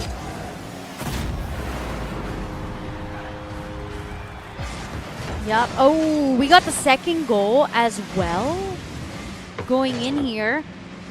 A little distracted here, but Cactus, they're ready to go. Innovation waking up, needs to wake up here, needs to adapt to what is being put here. It seems like Cactus just being extremely aggressive, and so with that, Innovation is going to send one of their players back to the safety of the goal. And there we have the follow-up from their teammate. But every time you have an open field, you always have to see where your opponents are, and with that, Cactus now responding to the aggression that we have. Cactus have done a great job achieving 2 goals. Innovation Academy having a swarm around the ball. They do have a goalie in place. Great to send the ball away. Cactus, I believe that's 3 players. Midfield with ball. That means no goalie available. Hearing the comms from one team right now. We may see an attempt to go for a demo early on. What is that drop? Acrobatics coming out from Cactus. Half of Rocket League is acrobatics. It's like how well can you flip your car, how well is your timing, making sure that you are using your boost at the correct time. Yeah, these cars are really in shape. Yeah. I mean, if I was running up and down the field, I would definitely be in shape. If I was a car, I don't think I could go on the ceiling. I'm just saying. If I was a car, I'd be a Lamborghini. Something fast. Okay, fancy, Yeah. fancy. Okay, I don't Chameleon. think. Wait, do we actually have a Lamborghini? I feel like we have. Anyways, I- that's not the I point. The think point the is game has a Lambo. hit the ball, and make it into the goal. And so far, Cactus is getting the initial concept down. Yeah, this has been such good pressure from Cactus. Again, game plan could be 2.5 minutes left on the clock. They can just wait out the timer if they so choose. It's just a matter now, again, the ball quite literally being in Innovation's court to change things up. But Cactus, they find the opportunity to bring it back in. That was just a little stroll here. Let me just scroll on by Demolition, Innovation out of the way, and then just get the ball into the goal. Working wonders here for Cactus, and Cactus just has the plan down. The plan is there. They have the strat, and they are doing it to a T. Innovations, they're adapting. I think adaptation is a good way of putting it here. I think they're doing a great job playing the goalie role. I think just listening to the comms, we're seeing different players try out the role of goalie to protect the ball from the court. And a near own goal, it seems like. Innovation. That would have been a breath of fresh air for them. That would have been huge. But now it's a game of to see whether or not the ball can go in once more. But the answer is no. It narrowly missed by pixels to get a 4th for Cactus. That was a good defense here from Cactus. 2 players of Cactus on 1 player of Innovation. That means that 2 remaining. Oh. The goalie tries to defend off that ball, and after that timing, a little jump, a little hit there, a little nose into the goalie, and that's 4 for Cactus. We set the bar at 10 here, okay? I want you to remember. It could be 10, but there's a minute 12 left on the clock. That's going to be a very tight deadline to get 10. That leaves, let's see, if my timing is right, we need 6 more goals.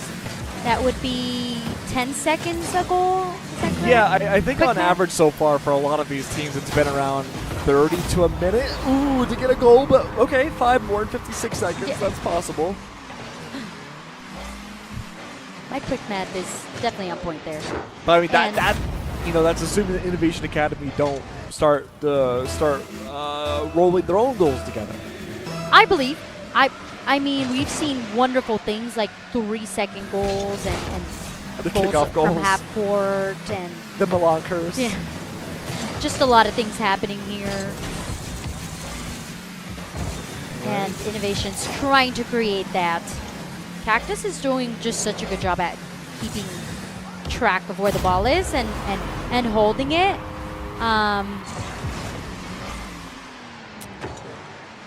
It's just a matter now of seeing Innovation again. They have to dominate the kickoff here to achieve a goal. It's been on average 30 seconds now for Cactus. That means we could look at the prospect of 7. Possibly. Oh, there it is. Innovation kickoff goal. Huge read from the team. We'll a take great that. start. That's off the hands of a boost from Chameleon. There you go. That's how you properly use a boost. That's right. It's just a matter of achieving the boost of winning kickoff into a goal. Honestly, it is doable. Oh, but colliding just like that, having the 50-50 challenge right away, not the position you want to be in if you're Innovation. You need to go for utter domination for the next 20 seconds in game 1. 20 seconds. Maybe another one for the win. Nope, it's going to be Cactus sending the ball forward and being able to just nose it. Oh, look at that. That's a little barrel roll.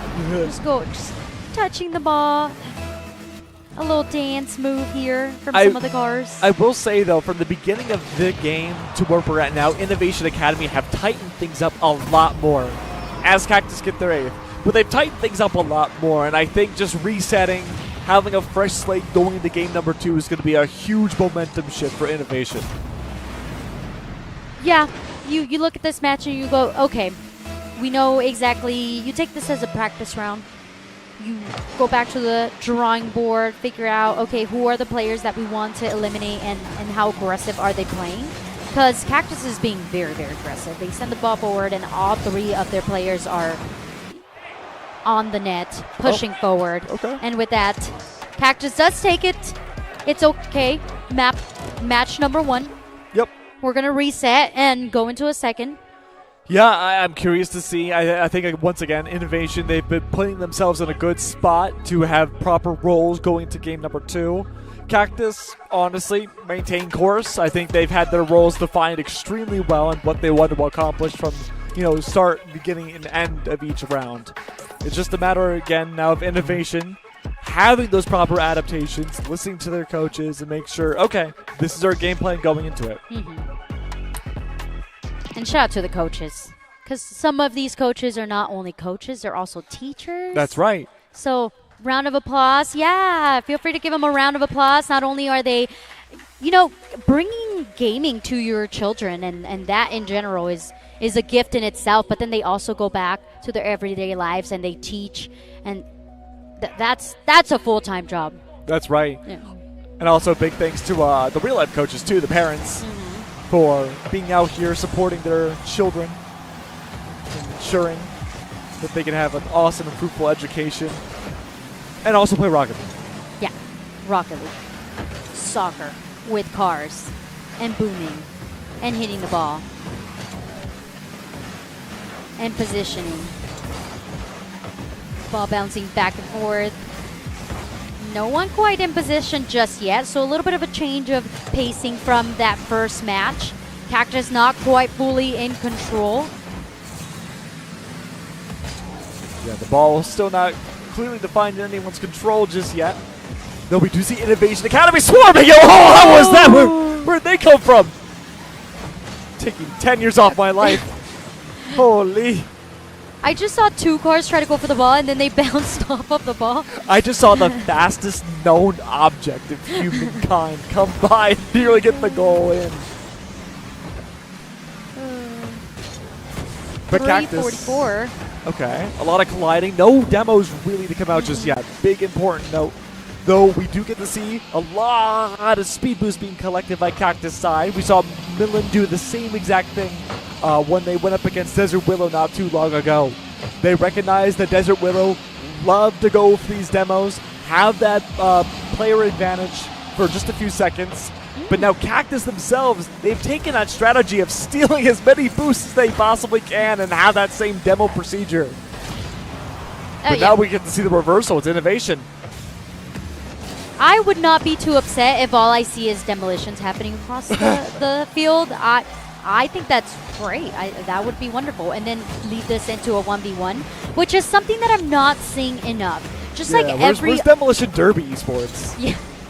Just like every other sport, seeing 1v1s really matters, and we saw that 1v1 go in favor of Cactus because of the positioning. You see him going for the boost, uses the boost, rolls forward, and just drives the ball in with the support of their teammate. It's so much easier to be a goalie when you have the ball careening towards you from the front. But as soon as you start playing around with the side pockets or you start to spike from the top, it's so much more difficult to get a proper bounce off from the ball. Cactus are playing into this extremely well. Now, with the lead, Cactus still opting to be aggressive on this. And Innovation, they're figuring out how do we want to play this, how slow do we want to do it. But in that timing, things are becoming very, very dangerous. The ball's still in their corner, and it's going to be a drive-by. No one else is home. No one there to respond, and now the ball is sent across the court. Timer's ticking down, 2 minutes left. Cactus have only achieved a single goal thus far for game number 2. I don't think anyone's home. Okay. Oh, it was close. But it primes up the ball in a great spot for somebody else on Cactus to follow up and take a sidewind shot. Not quite. A good save from player number 4. Cactus are once again setting up. They are laying down the land, the terrain for a second score. But this has been such a great response from player 4 from Innovation. They themselves recognize that these side panels have been the weakness of their defense and are doubling down on it. But there's no goalie! There's no goalie! Oh no! The ball gets stolen. Innovation saves themselves. Once again, now needs to take control of the ball. Needs to take it far, far away from their goal. Otherwise, things may get dangerous, and a demolition in the attack. One less player on the board here for Innovation. Now leaving things wide open for Cactus. Rejection is there. Player keeps back into the safety. 1 minute remaining. If Innovation wants to make things a little bit more interesting for you and I, they need to make sure that they get a goal. This is the opportunity now. Player number 4. They've held the line. They have a full boost available. The demo, if that was the attempt, did not connect. It's right there! A second for Cactus!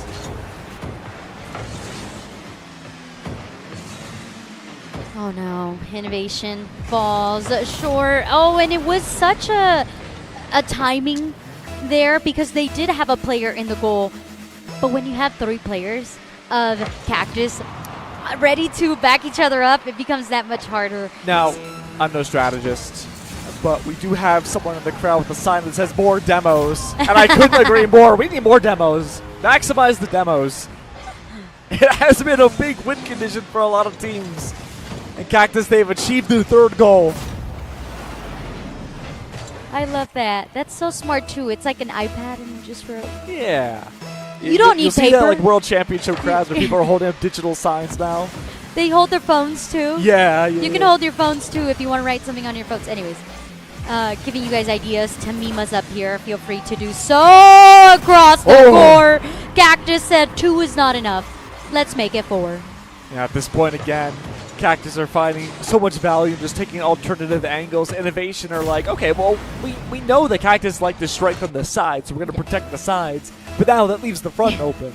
And Cactus have been so good about finding these opportunities. 10 seconds left now for game number 2 of this series. With only a few seconds left, Cactus, they've also been serving as a wild card team in this entire tournament alongside Desert Willow. And they themselves have converted another victory. Great job for Cactus.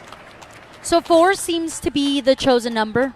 If a team could get to 4, they feel good. They feel the hype. They feel really, really empowered, as they should, right? You just played a match. You scored 4 goals. You are doing great, and you take that match underneath your belt, and you feel wonderful about it. Yeah, absolutely.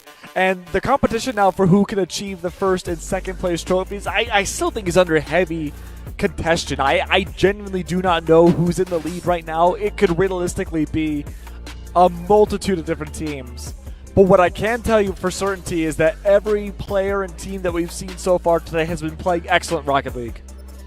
Yeah, way better than I could ever do. And way better even than I'm sure a lot of us expected. The amount of practice, the amount of effort that goes into this game, like we talked about before, is huge. Not only do you have to know how to hit the ball properly, how to follow through with the ball, and where to be at the right time, and the boost. There's so many things about this game. The dribbling, the aerials, like, oh gosh, there's so much to be explained and so much more to learn about it. So this is a good level to get these kids started and to see how much they can grow as well. It has been a wonderful joy to see all the teams really adapt the big brain, big picture strategies to the smallest level things like demos or taking small amounts of field control when possible. But of course, this has been a long day for the students, a long day for everybody, but it's been a fun and fruitful and eventful day thus far. So go check out the food truck, go to the bathroom, take a small break, and make sure you go stretch your legs. It's an important thing for every gamer to do.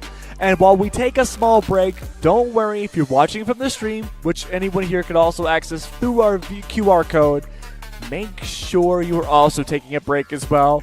But don't worry, we'll be right back.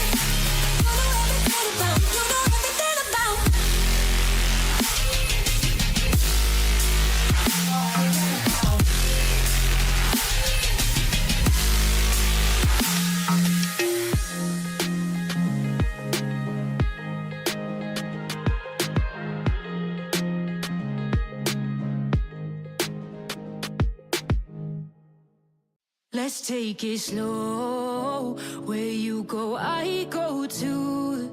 And if you hit the bottom, I'm going down with you. Let's take it slow. Who cares where we gotta be? You know you'll have a good time wherever you're with me. Let's take it slow.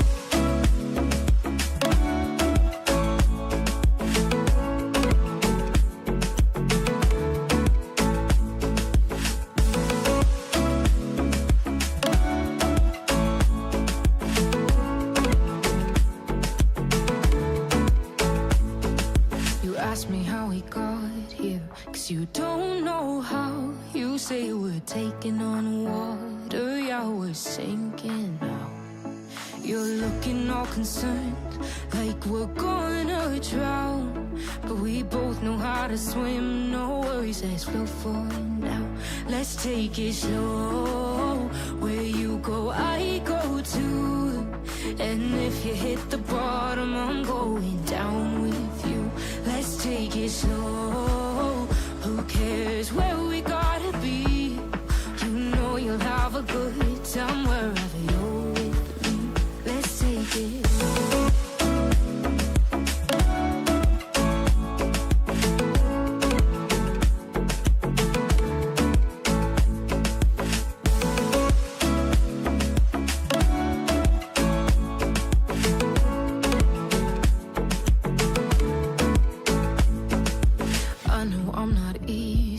I drag you out your mind, and there are days I hate you, but baby, you're still mine. And we have the best times, no matter what we do. And even when we don't, there's nobody I'd rather choose. Let's take it slow. Where you go, I go too. And if you hit the bottom, I'm going down with you. Let's take it.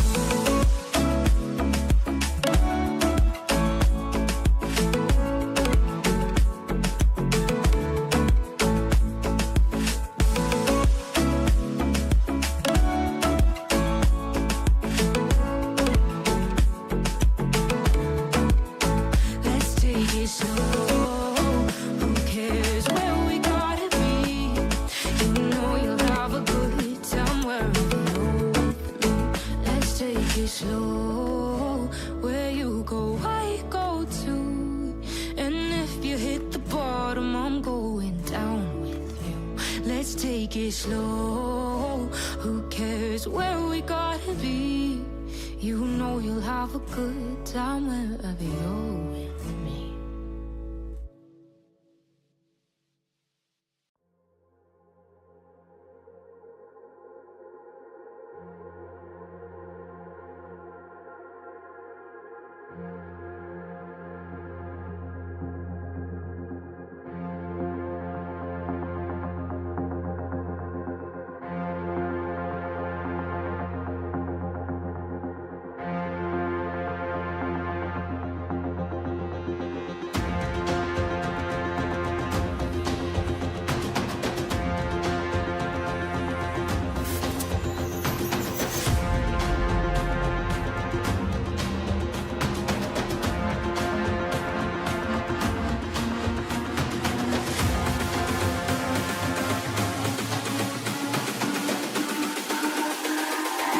It's all about humanity. About humanity.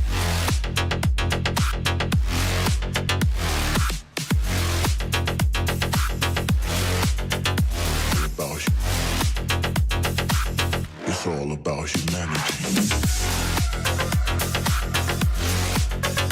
About humanity.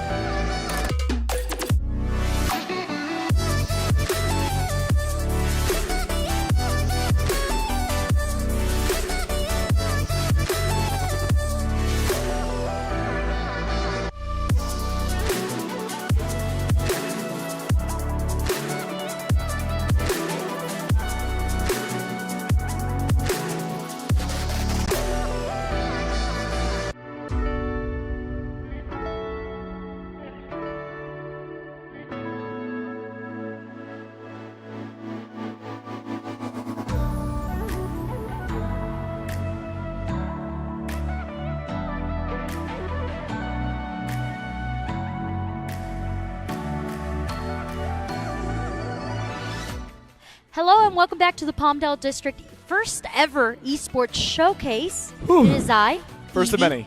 Oh, first of many. Yes. Of course. Hi, I'm Evie. This is Max. Max. Yeah. That's my name. Well, Keg's also your name. Yeah. Which I was gonna say Keg. But Tomato, tomato. there you go. It's us. We've been talking to you and talking to you about the games, but now we have a new one coming up. But before that, we want to say thank you to some very special people that have made this event possible. The Palmdale School District overall, the principals, the board, the coaches, the parents, all of you guys here, as well as Lollipop. Yeah, Lab. the production people behind the scenes have made things absolutely wonderful for us. It has been a smooth sailing ride for this whole event. But of course, Lollipop Labs have make this whole thing a possibility and really helped gather all the school districts together to make this one big conglomerate, one big unit, I guess would be the best way to put it, right? But of course, there are so many other people to thank as well. The technology teams, the students, and the Quail Valley schools as well for helping make this a reality. But the biggest stars of the show now are the players. They are the ones who are truly making this all a possibility, and we have ourselves only 2 series left of the day. That's right, give it up for the students. 2 teams are left. Desert Willow versus Innovation Academy. We have seen both of these teams. Desert Willow, if you're just tuning in now or just walking into the building now, have been the wild card team so far this tournament. They have gone for the outlandish strategies. They have done some interesting things with their demolitions, and they have been the ones that give us the biggest heart stoppers, I suppose, with their gameplay too. So it's just a matter now of seeing if they can keep up that same momentum that they've had so far, EV, and how Innovation Academy are going to react to it. That is indeed the question, and I want to highlight the fact that we do not have any score on the board just quite yet, as opposed to all of the other matches.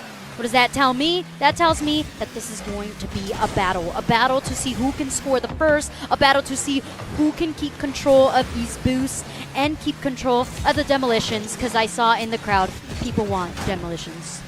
That's right, more demos. We saw that sign. Big weakness that we've noticed from Desert Willow, though, is that they love to prioritize, again, the demos. That's why we have the sign to have more of them. But when they faced up against Millen, and they do get their first score, I believe Demoless, very good start. When they faced up against Millen, Desert Willow faced a big issue. They weren't able to capitalize off of speed boosts or demos because the players of Millen just stole them all. And it forced Desert Willow to play a much more linear game than I think they're used to. And now the fact that we've seen Desert Willow get their first goal, they may have more free range to gather these speed boosts to maybe control the field more.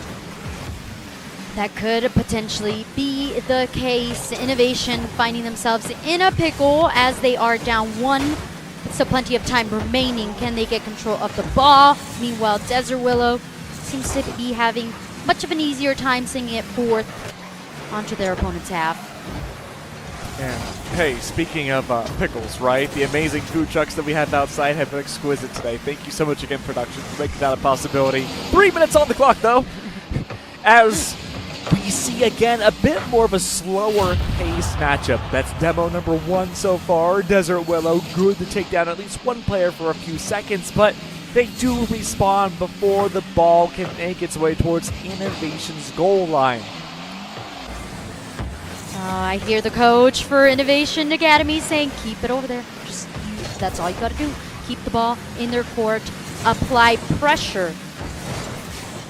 But Desert Willow doing such a good job at making sure that it doesn't apply too much pressure, right? They make sure that they send the ball across the goal, bouncing it through. There is the goalie rejecting that attempt. And the ball now goes scurrying in the way of Desert Willow's court.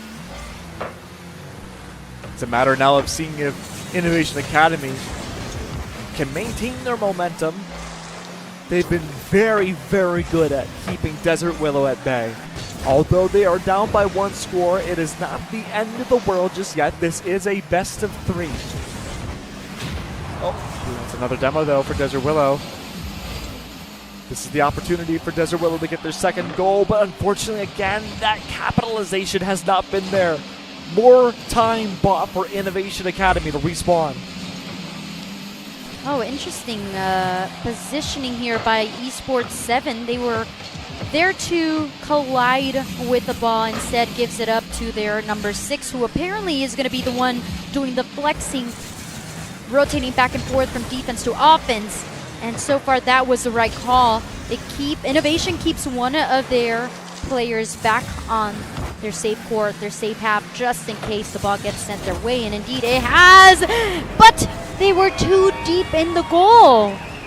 Yeah, a little unlucky there on the positioning overall. Innovation Academy, they had the right idea, but again, just small little plays like that can mean a world of a difference. It's a matter of a goal or not a goal. I waved back at the parents. Oh, I think that was the players' parents who were cheering for him. watch it not be the parents. Oh, that's Just awkward. like, why is she waving at us? Oh, no. I hope it was the parent. If it wasn't, just act like you are, please. Save me the embarrassment. Innovation, though, now down 2. Does have the ball in the correct half. Can they keep it that way? They have been playing a little bit more safe, a little too safe for the liking, for the aggression. They need to match Desert Willow in order to get some sort of reward, maybe continually to apply, maybe don't even have a goalie. I don't know, but you gotta have some sort of gamble play in order to make things work. And just as I say that, okay, maybe don't listen to me. I'm not the professional, I'm just a caster. Great for Desert Willow once again, but I do think you bring up a good point, is that Innovation Academy, individually, they have a lot of great skill, and we've been able to see that throughout today. It's just the struggle to find an opener. And that's what makes team-based games so interesting, right? We have seen this in real time in a variety of different games and sports competitions. You can gather the 3, 5, 6, however many of the best players in the world, but if they can't work together necessarily as a team compared to the enemy team, that's going to be a huge advantage for the enemy team to work with. Desert Willow, they have shown that they could be very fluid in their play style, and it's worked out beneficially for them to gain map number 1. That was, I blinked and that was over. I don't know what happened there, but shout out to the parents for cheering and everyone else in the crowd that was cheering. Desert Willow has got that first match under their belts, but we're still seeing Innovation kind of get used to the groove and, like you said, kind of adapt to what's happening here. Yeah. It's been great work so far. Game number 1 under Desert Willow's belts. It's up to them now to see if they can bring things to game number 2. Now, Evie, correct me if I'm wrong. Have we seen a third game in a best of 3 today? We have not. Every single match we have gone to has been a 2-0, which means every team knows exactly how to win their match, and they have managed to secure to do that. We'll have to wait and see now. We have this series, and then we have one more, our championship series at the end of the day to see. Are you cursing? Are you cursing us right now? Oh, no. Oh, wait, Kay. Does that count? Does that count as a caster's curse? I don't know, maybe. That's huge. A great opening kickoff from Innovation Academy. Exactly what this team needs. And sometimes it's just the reset to go into the next matchup. All you need to clean things up. Innovation Academy, I think at their strongest has been these kickoffs. To get these goals against teams. Maybe catching them off guard, throwing them off their game. Whatever it takes. That's what you need. That was a good boom across the map there. Great ball control coming out from Innovation. Oh the court no! potentially open. Opportunity now for Desert Willow to bring things home. The goal is available, sending the ball back towards Desert Willow's goal. There's no one there to defend it. It's a race, 2-1. Any demos available? The answer is no. Number 8 still stays as goalie for Innovation in case it goes across the field again. That leaves only 2 players here for the orange team to try to strike up against Desert Willow. Gliding it through, no, stolen away. All it takes now is a proper angle. No defenders, it's only 1. And even that doesn't connect. Wow. 2 for Innovation Academy. Oh, that's got to be the parent. Come on, you can't give it to me. That is the parent. Well, you know, in the industry we called it a pip cam. A pip cam? Yeah, so, you know, it's a picture-in-picture. Oh, okay. I did not know that. Oh, really? It's a parent cam now. It's a parent cam. I like a parent cam more. It's a little bit more easy to understand. If you would tell me pip cam, I'd be like, huh?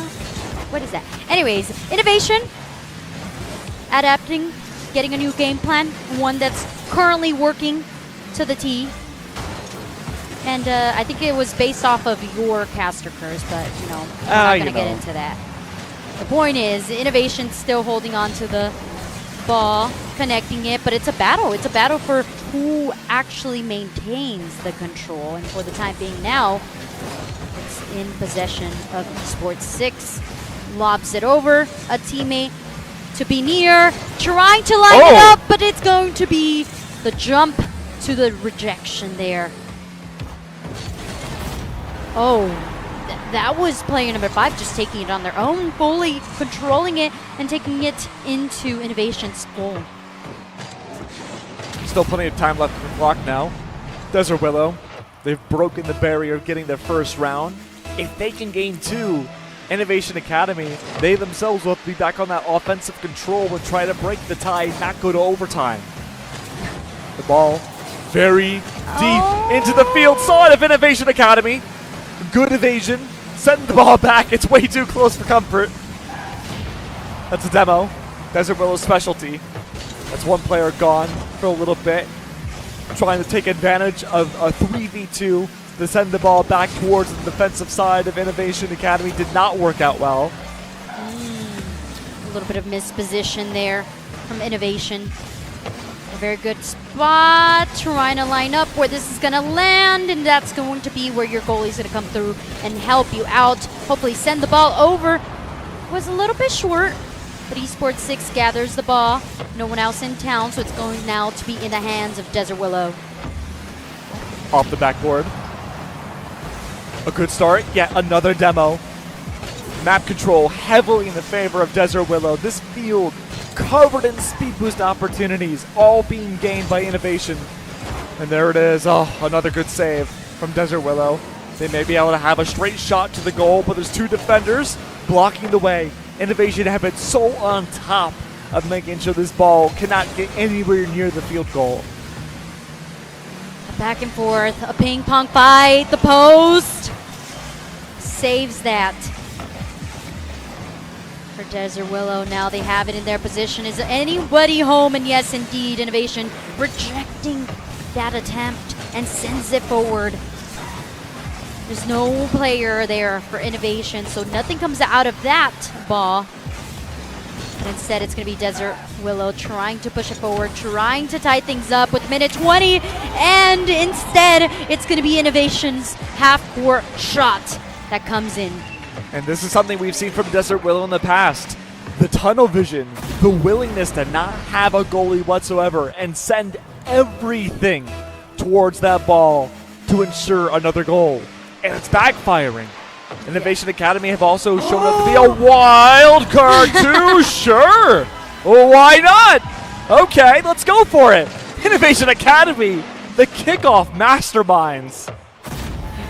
Everybody went for that ball, and it ended up being Innovation's flip that allowed it to angle into the perfect direction. Once again, wait, no surely way. not again. Okay, ooh. Talk about learning from others' mistakes. That was Innovation having the goalie in position just in case things happened, and they did indeed happen. But nothing came out of it. Now a minute left. Innovation 4-point lead, and it looks like what you asked for, Keg, is going to come true. Yeah, absolutely, Evie. This could very well be the opportunity now for a game, a series today, going to map 3. That would be huge. We have not seen any series do that thus far. It's always been 2-0s, 2-0, 2-0. 30 seconds left now. Oh! Surely this seals the deal and guarantees us game 3 for this series. Oh, the attempt there to block it just a little bit too low. Not enough boost, and 30 seconds left. 4 goals, I mean, that would be back-to-back half-court shots at the tip-off, but that's not going to be the case as the time dwindles down. Desert Willow needs to find how to break the problem that's right in front of them, which is Innovation Academy. It's like any other math exam. You can read all the words you want, but you got to figure out the problem, figure out the best way to solve it. Got to get the right formula down. And it looks like this will be a long test for both teams as we go to game number 3. Innovation adapted so beautifully to what we had there from their team. And yes, the parent cam. Wait, we should do a whole run and like high five. Yeah, No. camera guy, just sprint around the Yeah. room. Easy. Do a couple laps. It's the Get pacer some blood test. flowing. The cameraman pacer test is an automated testing service. Did you ever do the pacer test? I don't No. remember. I probably did. You're asking me like if I was in school a couple years ago. Were you not? I was in school a couple of Cent- too many. centuries? Too many. Too Decades? many. Just stop aging me here. Okay, Evie. All right. Well, we go on to our game number 3 now. I feel old now. Thanks. We're both old. It's okay. I got you. But no, Compared to these kids, yes. Anyways, yes. we are ancient. Yeah. In esports, we are. Anyways, Desert Willow. Yes, Desert Willow Yeah. and Innovations. We go to game number 3. The prize pool for the top winning team will be these wonderful trophies that you see on your screens. And of course, that $50 gift card to GameStop. The top 2 teams will be getting trophies. I don't know about the gift card for the top 2 teams. Definitely the top first team. That's a great. I have it written here. So I think it's just the winning teams. Don't worry. I got the information. Gotcha, Oh, that's gotcha. a great shot. Look at that. Oh. It's like, come on, start game. Game 3. Innovation, Desert Willow, anyone's game. The one true thing that I do know, Max, is that Yes. whichever team starts to get the lead normally takes it home. It's true. And last time, Innovation managed to I feel like it was a lucky shot. The first one, okay, don't boo me yet, crowd. The first one, lucky shot. After that was all skill. Can we boo you now? Yeah, sure. Boo. No, I could never boo you, Evie. The only time I can recall so far this tournament where we have seen a reverse sweep, as in a team had a lot of scores, and then the other team that was on the lower end of that scoreline brought it back and won the game, I believe was Millen. Desert Willow, they've had close calls before. Innovations have also had similar close calls, but Desert Willow had definitely been the team where I truly go into these matchups and I have no idea what to expect. Well, the expectations could be less than 10-second goal. Okay, no, it's going to be pure rejection. Takes it back to the other half. Innovation looking to get some pressure of their own. Instead, 2 of the players of Desert Willow say, not today. We're going to reset the ball, send it back into your danger zone. What are you going to do about that? And it's a quick answer for the time being. The goalie last time was positioned a little bit too deep. This time learns the lesson and also has the support of their teammates to make sure that things do not get too big. Something entirely unique to Innovations Academy compared to any other team this tournament is that they're the only team to consistently win goals purely by midfield kicks. Yeah, that is worth cheering for. Everyone else has had to be so up close and so personal with their score lines, but Innovation, they are taking advantage of the field and where Desert Willow place themselves! The demos are out! Innovation Academy, they're taking Willow's strategies and using it against them right in their face. Remember, this is game 3. There is no safety net for either one of these teams. More demos. Here you go. Here you go, crowd. 1, make that 2, make that 3 easy. But still, no. Another. Make that 4, okay. But how are we capitalizing on it? What's happening from here? And what's happening exactly is Innovation gets the ball, sends it forward, but just as quickly the rest of Desert Willow's team come back into action, ready to answer back, ready to put them in the danger zone. And so far, they're playing in their corner. They're safe for the time being. But how are you setting up your teammate? And it's with some more demos added to the board. I'm really enjoying how both teams are playing against each other right now. It is so different from any other matchup we've seen this tournament. A term that we use a lot in esports is scrappiness, which just means each player is bumping up into each other, they're in each other's faces, they are taking this short range, which should benefit Desert Willow, but Innovation, despite only getting goals from the midfield last game, are going toe-to-toe against Willow. Back and forth fight. No team yet wants to call defeat. They need a win under their belt. They're so close, at least for Desert Willow, who now has possession of the ball. But where are their teammates behind them? No setup just quite yet. Just playing in the corner. Finally, the lineup is there, but where's the follow-up? It isn't there. And Innovation rejects it and tries to send the ball forward. Desert Willow have opted to give up a goalie position at 3 players on that strike force to guarantee a scoreline. And that was the fatal flaw of game number 2. Now, it's less offensive for Desert Willow at the cost now of having a dedicated goalie. Each team does. A complete stalemate. A minute 15 left. Oh! And that was from the half-court boost into it. Look at that. Oh! The rejection, the bounce, and then there you have it. Boom. Just drives into it. And I think that was Desert Willow. It was an own goal trying to get the ball out of the danger zone. But for all intents and purposes, Innovation, they had the wildest shot ever. I mean, look. You send the clip of this to your geometry teacher. They'll take out the protractor. That's unbelievable. 50 seconds left. A single score has been made. And if you are Desert Willow, you're thinking, how do we come back to this? The lineup is there. The rejection as well. The backup. And the angle is off. Now send that one to your geometry teacher. Yeah, get them addicted to Rocket League. 30 seconds left now. Desert Willow just need a single score. There is no goalie present. This is the opportunity now Desert Willow needs to capitalize on. There are no other chances. The timer will not stop for anyone or anything. But Desert Willow, the only stopping force they have is Innovation's singular goalie.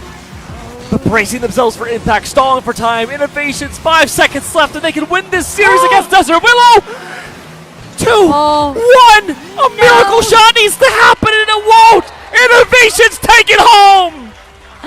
Oh, and yes, indeed they do. And it was at a beautiful fashion as well.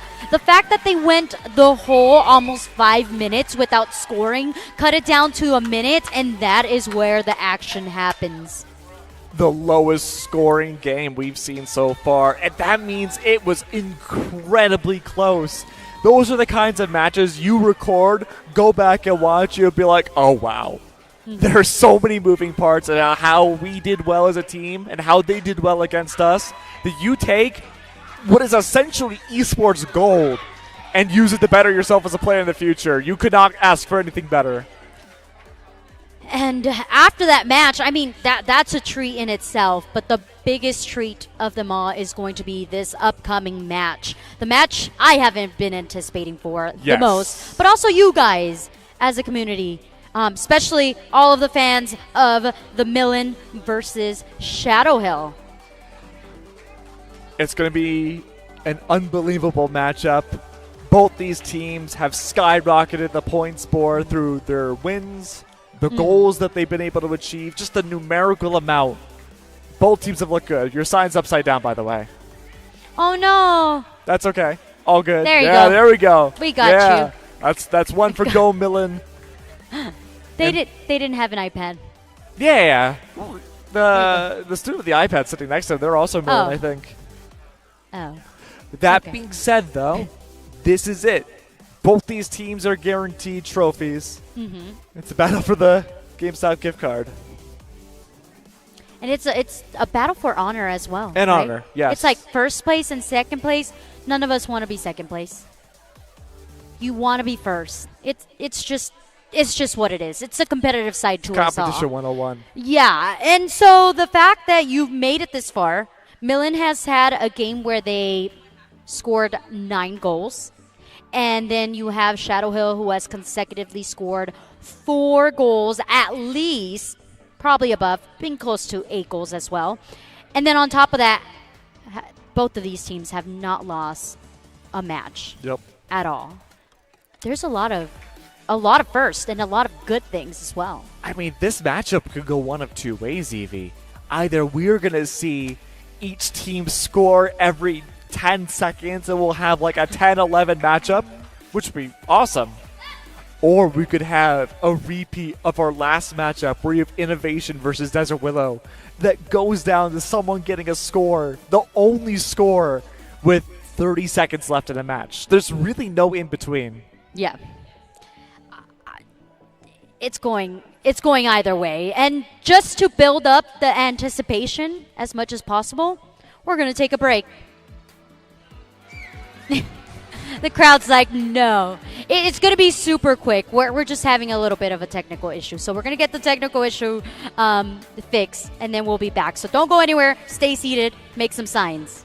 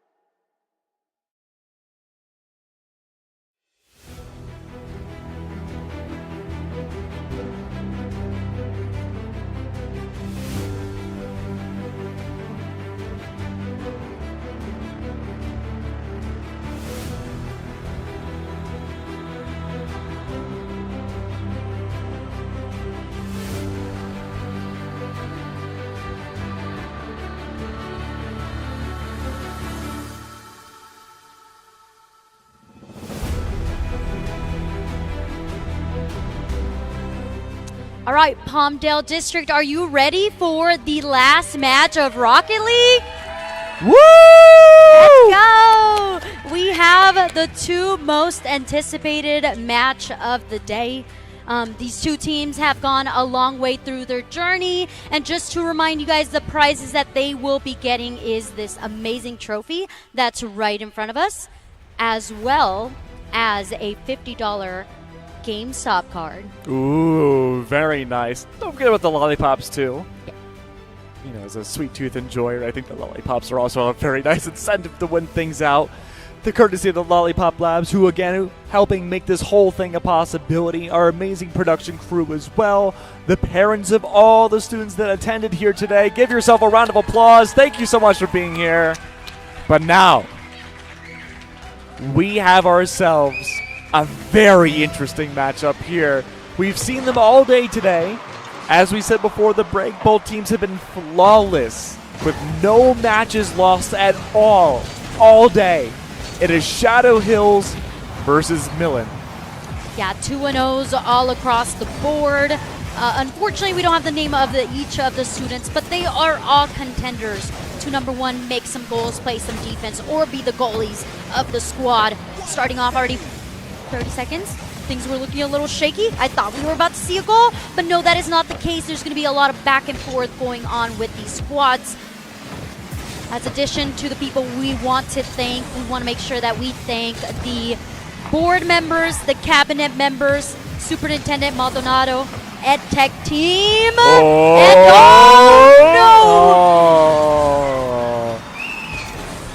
also the principal and coaches, as well as technology team, the students, and Quell Valley. And with that, Shadow Hills solidifies that first point on the board. Started off as an incredibly close call for Shadow Hills to nearly get the score against them. They pivot around, they take the ball right out of the goal line, and they swerve it right into Millens, getting themselves the very first goal of the championship series. It's a great start already for this team that really so far hasn't had a discernible weakness on the big picture scale. Their macro game has looked so good. Each player's been willing to cover each other's bases. They remind me a lot of a mixture of almost like Millen, who they're going up against, and Desert Willows. That means that at some point in some time, Shadow Hills, giving us a little bit of a heart attack there. But we are going to see a bit of demolitions going on, right? Because we foreshadow that Desert Willow kind of has a little bit of the... Millen with the save. So many close calls. But in the end, it is the goaling that does come through here for Millen. Yeah, that's really the only thing that we haven't seen too much from Shadow Hills so far has been the fact that Millen, since they went up against Desert Willows and got down against over and over again, they themselves have started taking the opportunity to use the field advantage more to speed boost and take their own demos to remove different players from the server just for a few seconds. Shadow Hills did not do that at all in any of their matches. Backboard, and through bases. Oh no, the bounce isn't there. Tries to flip back through. Millen doing everything in their pocketbook to try to get that ball to go into the goal, but it's Shadow Hills doing so great at deflecting. Again, so close. The pressure is on. Millen keep teasing the scoreline to possibly get there first. And they were so close each time. But it hasn't been enough just yet. Shadow Hills, they got their first score. Take it directly out. Bring it over to Millen. And they nearly did so again. They're willing to play a very dangerous game if it means themselves to maintain the scoreline and get another on the board. Oh, we hear the crowd chanting for Shadow Hills. Oh, there we get the reciprocation here. Millen also has fans of their own. Where's the go demo sign when we need it? Give us the demo sign. But it doesn't matter who has demo or not. The fact of the matter is the fact that Shadow Hills has the lead. Millen needs to work wonders, needs to get on that board, has a minute and 22, but it's going to be Shadow Hills that takes the champ to the core and scores that second goal. Such a bouncy goal coming out from Shadow Hill's side, bypassing just about every player on Millen to get the second point on the board. A minute 20 left on the clock. We came into this championship expecting not a high-scoring game for potentially all 3 games of this championship series. It'd be a game of wits and a game of out-strategizing and out-maneuvering the enemy team. Once more, Millen comes close to strike again. Shadow Hills make that twice! And yet, each time, it's always off the backboard. And a great response from Shadow Hills to send it right back to Millen's goal! Wow! And we get the stand-up, and we get the hype, and the crowd, they're feeling it. They know the vibe. And we have Shadow Hills with the lead on game 1. If this is how the championship goes, if this is how the start is, it is quite a treat, not just for you and I, Keg, but also for the parents here today. It's been working so well thus far. Shadow Hills looking to play much more in the advantage of the aerial. Take the sky into control, something Millen did quite a bit leading up to the championship series. They themselves would spike the ball into the goal, and they were attempting to do so here. But Shadow Hills, unique to themselves, playing goalie in the air, through the wall on the ceiling to make sure even that spike maneuver won't be a free score for Millen. Millen is in the proper territory. They are in the desired, but they have no control of the ball. And with that, it's going to be Shadow Hills taking that first match, but still 2 more. Possibly 2 more. A very, very clean game 1 from Shadow Hills.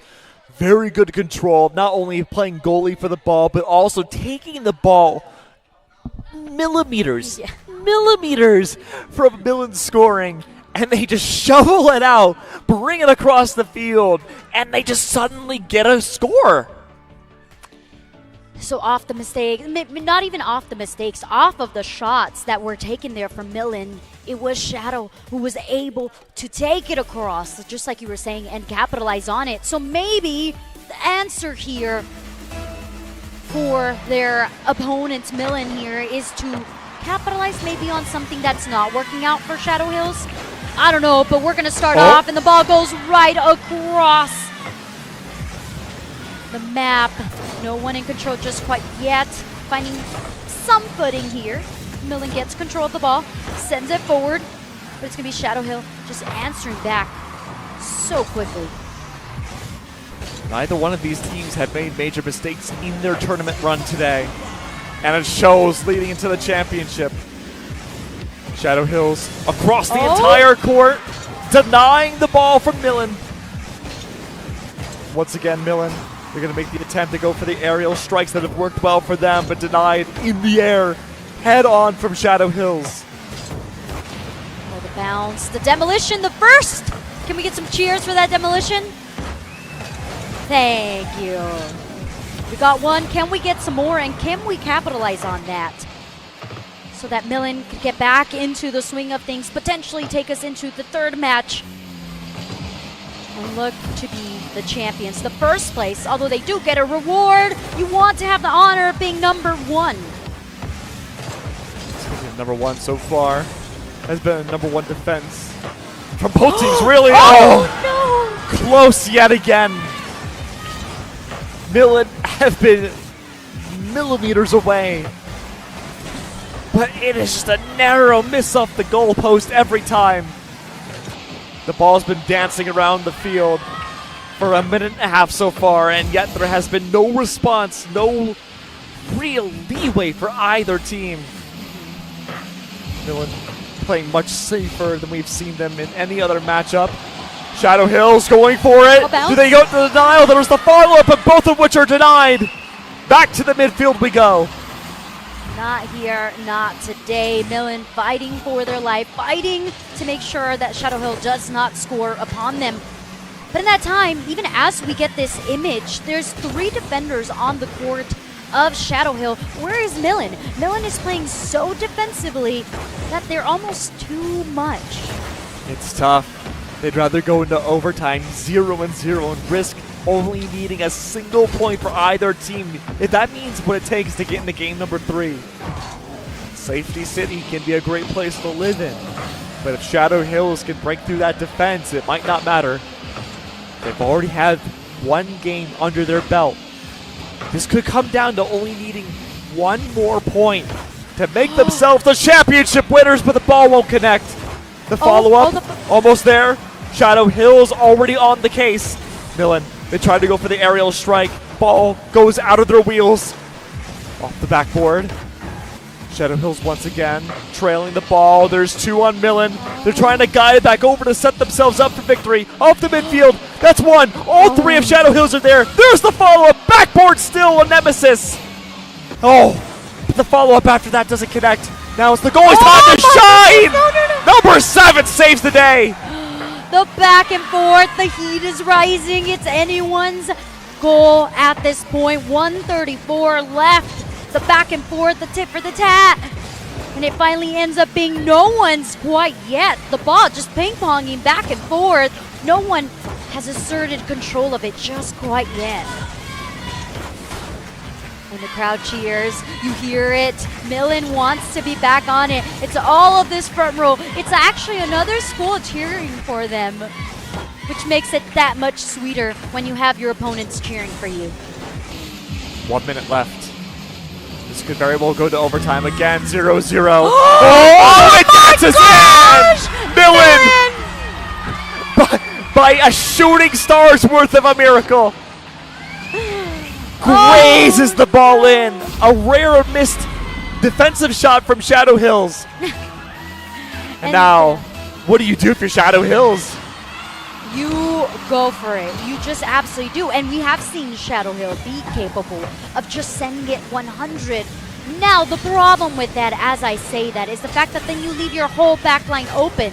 And that is where things happen. Although I do want to remind everybody, aside from the fact that Millen now has the confidence, is going for it, is the fact that Shadow Hill won the first match.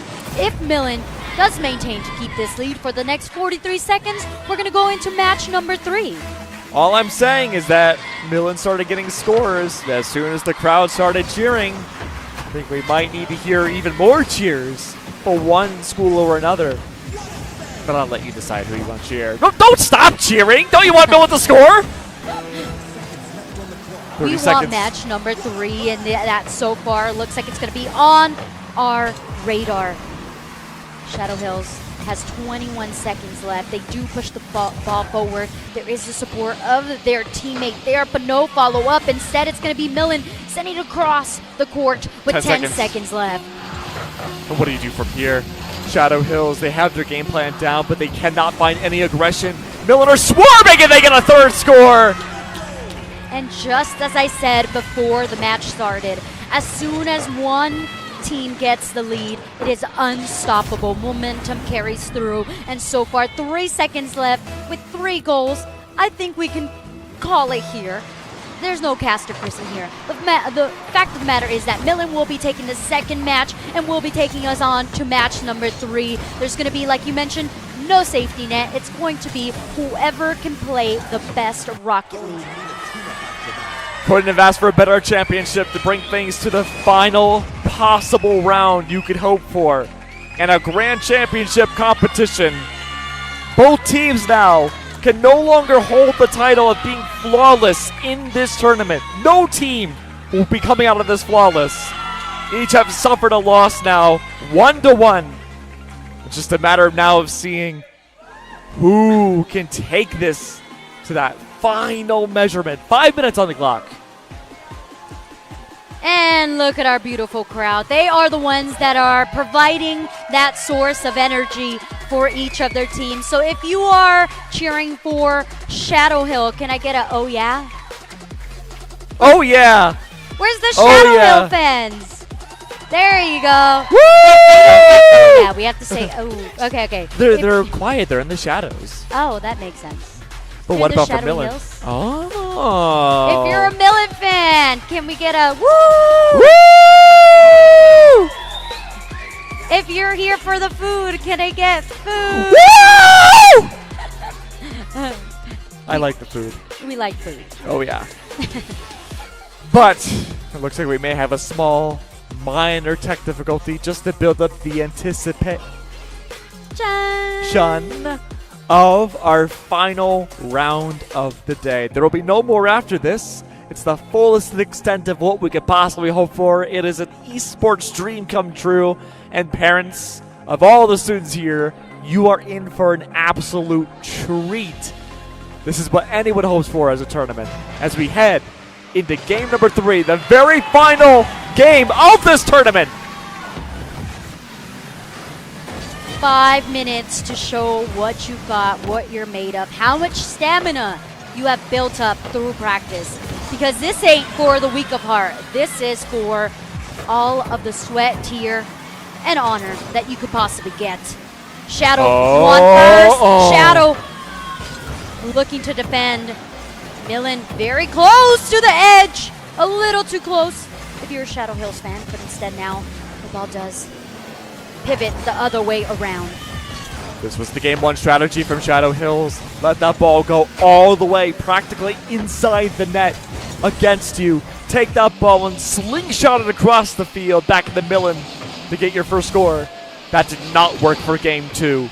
It's a dangerous, dangerous thing to try to bring out here on a championship round where Shadow Hills, the last match, they've struggled to get consistent goals.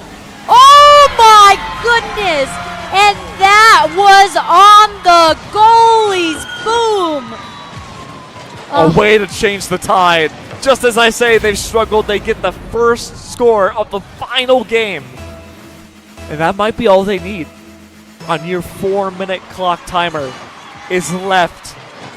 They could just protect the ball and deny Millen the opportunity to score. But that is such a long time to do so.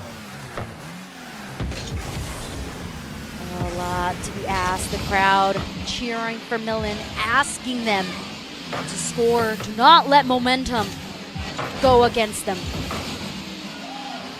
The ball in danger zone once again. A bounce and safety found in the hands of number 7. Shadow Hills are not changing up their strategy. I thought maybe they'd play safer, but no. They think the safety just to give an opportunity for all 3 players to collide into the ball and guide it to Millen's court.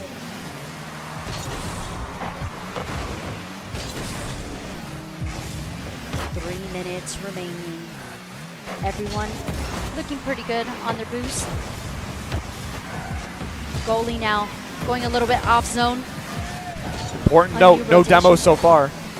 No demos, indeed. But do they need them as Shadow Hill remain with the lead? Control of the ball now in the hands of Millen. A bounce and bouncing straight into the goalie. Millen has answered the cry of the crowd, and now it's an even matchup with 2 minutes and 40 seconds remaining. Ooh. The crowd is doing it. They know what they want. 1 score for each team. 1 match won on top of it. Oh, Millen! They break the tie! And the crowd goes wild. Millen sure did bring all of their fans. So this is going to be on Shadow Hills fans to give them a little bit of extra support to tie this thing up. Still more than enough time. Shadow Hills were in a similar spot last game. The only difference now is that they have a point on the board. They had a hard time recovering 2 within seconds. Millen are running away with this lead. There was a bounce and a little bloop just to get it on to the goalie. Millen finding the momentum. And the scary thing is once momentum is set, it's hard to break. And Shadow Hills have been a team that have struggled with matching up momentum once it is against them, something they have yet to encounter this tournament up until the last 2 goals. Shadow Hills dancing so closely with danger as they possibly could have had 3 against them. It's back into neutral once again. Toying around with the idea of maybe giving Millen a second score up against them. We're now past the 2-minute mark. There's so little time left in Shadow Hills. They have not been able to break past this Millen defense in the last game and a half. Oh, the setup was there, but nobody else was home for that one. The pressure of knowing that your opponent has 2 more points ahead of you, with the time ticking down little by little, has got to be killing Shadow Hill here. It's a 1-for-1. This is it! Looking for the lineup. Backs up. Reverse. But it's going to be Millen sending it forward to the other court. What a read from Millen. Recognizing exactly what player 5 wanted to set up for. Denying completely. Shadow Hill's entire plan crumbling in seconds. A minute left on the clock now. There are no more games after this. The final chance for Shadow Hills. They won game 1.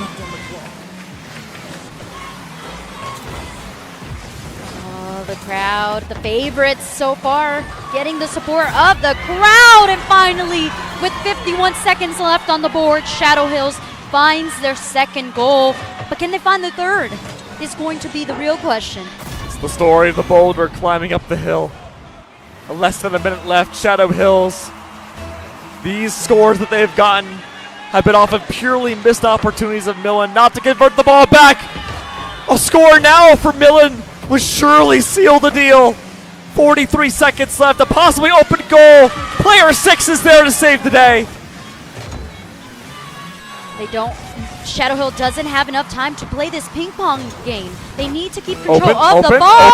It is open, but denied. There is Millen's goalie securing it, sends it across the court. 20 with 23 seconds. Shadow Hills needs to remain in control. They need to take the play. They need to take the 1v1s and win them as well. So many little micro battles that they need to win. And with just 10 seconds left on the board, the crowd starts counting down. 4, 3, 2, 1. And there you have it. As the ball hits the ground, it is Millen who takes it home. They took us through a huge journey. It was the trials and tribulation, a true hero's journey for Millen. Game number 1 did not go in their favor. They found the solution in game number 2 and rolled with it quite literally into game number 3. Barely inching out scores against Shadow Hills in what seemed like a dominant start to the final game, but turned the tide very quickly up against them. Yeah, and congratulations. They were the team that did not drop a single series, a single match, you name it. They just worked so beautifully together. And when you work together as a team, especially in Rocket League, is when it counts. Now, once again, congratulations to the first place, but also congratulations to the second place, because either way, you get a trophy and a $50 gift card. Absolutely, both teams played an absolutely stellar game of Rocket League. And for our first annual showcase for the Palmdale School District Esports Showcase, that is the bar to be set. And hopefully, for future years to come, we'll see a lot more stuff. But, of course, there's one more thing we have coming up. We do indeed. We want to thank everyone who made this possible once again. Palmdale School District, board members, cabinet members, Superintendent Maldonado, EdTech team, the principal, the coaches, the parents, Lollipop, the technology team, the students, and of course, Quell Elementary for having us here today. Shout out once again to Millen for winning that first place. And we're going to send it over to Ellen for the trophy ceremony. If you are watching from home, thank you so much for hanging out with us. We hope you enjoyed, and we will catch you next time.